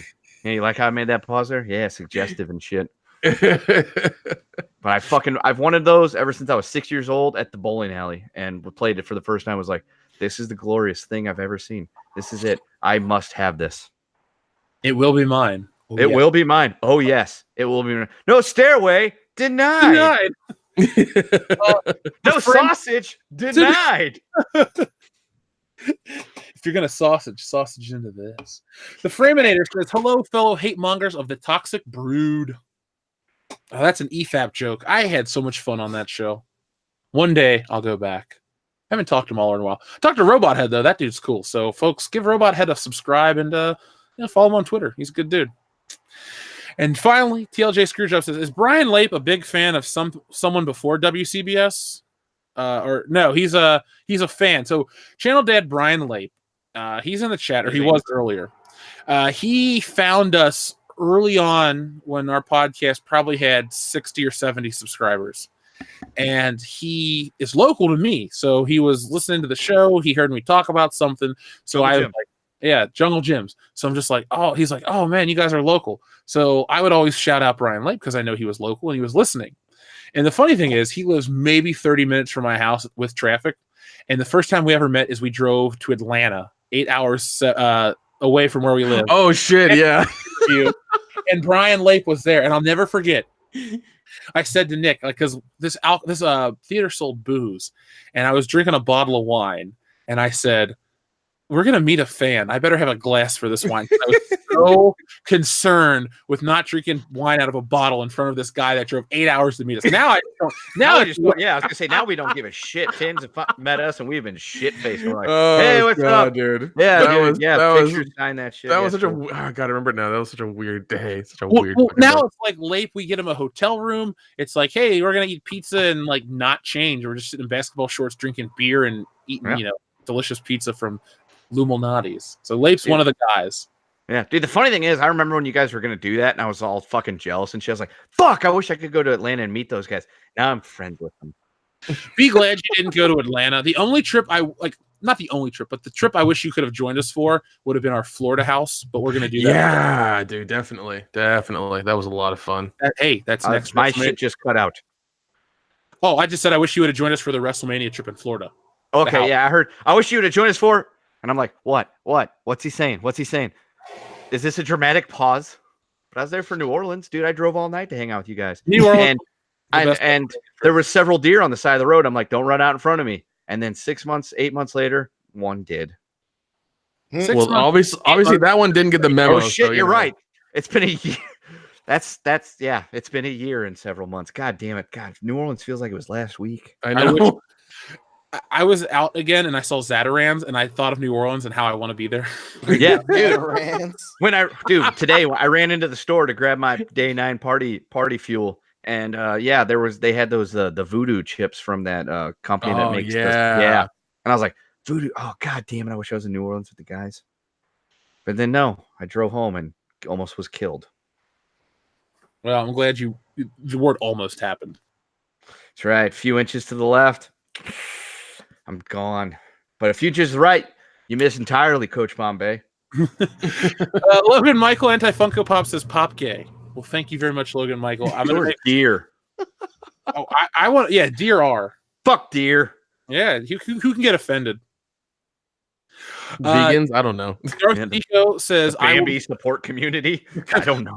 The Bambi Enthusiasts of America. Oh my God. Yes. Wait. Bambi Enthusiasts of America. So it'd be B. So it'd be Bambi Enthusiasts of America team beat. Yeah. Beat it. Better than the Coast Guard Youth Auxiliary, but Good night, future boy. No, sorry. Ronald Reagan. I suppose Jerry Lewis is the vice president. Jane Wyman's the first lady. And Jack Benny is the Secretary of State. Yeah, Kendo, gun to our head. We're still pulling off Back to the Future. Perfect. Yeah, I could do it. I dig it. I'm picking up what you're putting down. Darth Tico says, I will be there, guys. So, Darth Tico, we're going to hang out, get some In-N-Out burger with our fans. Maybe go to the beach and eat cheeseburgers because that's American. McKinney90 sent in a big super chat. Thank you very much, McKinney90. Is Leslie Jones off the table for celebrities to step in the ring against? Stipulation. If WCBS wins, Wokebusters 2016 gets the MIB treatment. If we lose, it gets a sequel. I mean, I'm all for fighting that moose.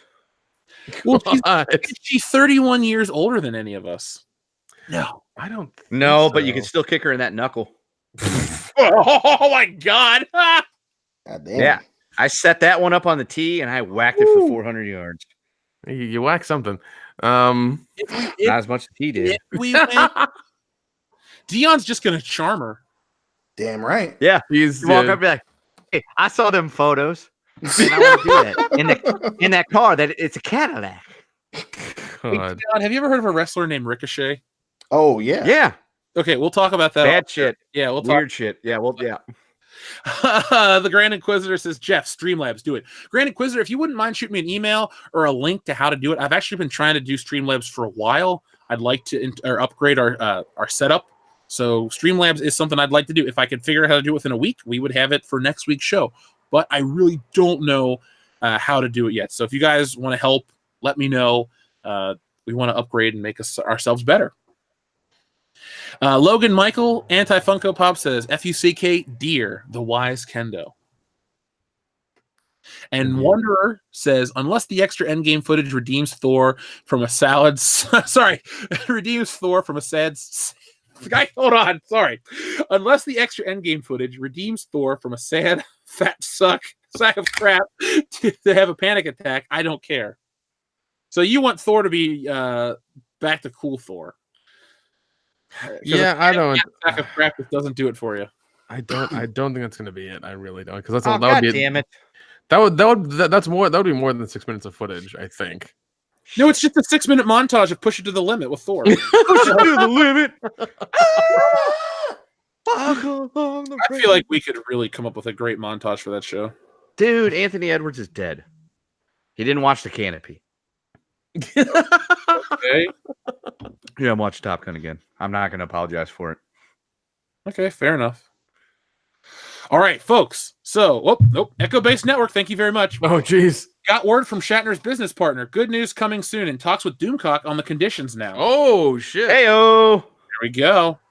It's moving forward. The fandom menace continues. That is so strange, but so awesome at the same time. Moving the ball down the field, boys. Yeah, spending time talking to William Shatner on Twitter was weird. Yeah. Yeah. Dude, because I saw you post that on Facebook. You're like, I spent the morning talking to William Shatner. And I'm like, wait, I've been talking to you all morning. You haven't mentioned that. This is bizarre. I was like, did Jeff have like a weird out-of-body experience that he's neglected to tell us? Yeah, we just didn't go there. I mean, I respect that, but at the same time, it's kind of, I'm like, why, man? If I talk to somebody cool, I'd tell you. Yeah, if I meet The Rock, well, damn it, you know what's going to happen. Yeah, but that one I would care less about. I don't know. Something about that's just like. Yeah, well, he's better than David Beckham. David Beckham's won more legitimate sporting championships than The Rock. I'm just going to say that right now, and let's go on. Well, The Rock is more liked than David Beckham. You say that, but there's a lot of parts of the world that know what the old European-style football is that love David Beckham and couldn't tell you what a Rock was. Yeah. I doubt that. He's one of the most famous people in the world. Yes, but The Rock is what a lot of those people use for hunting. David Beckham can nail a free kick from 40 yards. It's science. This is America. We don't give a shit about soccer. I understand that, but a lot of the world does, and we're not the whole world. Although we're the best country in the world. Can I get, hey, man, let's move on. Yeah. The Echo Base Network says, Jeff, what's your email so I can forward it to you so we know what we are working with? Well, Echo Base Network, send me a private message on Twitter and I'll give you my real email address and you can message me that way and we'll see what's up. Since I started the interview trend, I guess I got to get involved now. Oh, darn. exposure for world class bullshit. Oh darn! You got to talk to William Shatner. How terrible. Yeah, I mean that sounds like a horrible day. Well, they're all like, "What's it going to take to get Doomcock unblocked?" I'm like, "What's it going to take for an interview?" So yeah, we're going to make this happen. We'll talk. If we're moving into the next step, I can't believe that we're actually having this discussion. Oh, Jesus. All right. Well, Echo Base Network, we're on Twitter. Just send us a DM, and I will email you, or you can email me the address I give you, and we will I'll respond to you. So this has been a longer episode, but it has been a damn fine episode. So I think I love it. The Toxic Masculinity Power Hour. That was hilarious. If the Shatner interview starts to go south, all I ask is that you bust out the Shatner voice for the rest of your questions. So do you? No, I'm not going to do it. Have you? What was it like to be in the room with Rod Serling? So when you watch Halloween, do you get uncomfortable? You're the face of death. What was really on the wing? What's it like being the big giant head? Anyway, folks, this is shit. 179 of World Class Bullshitters.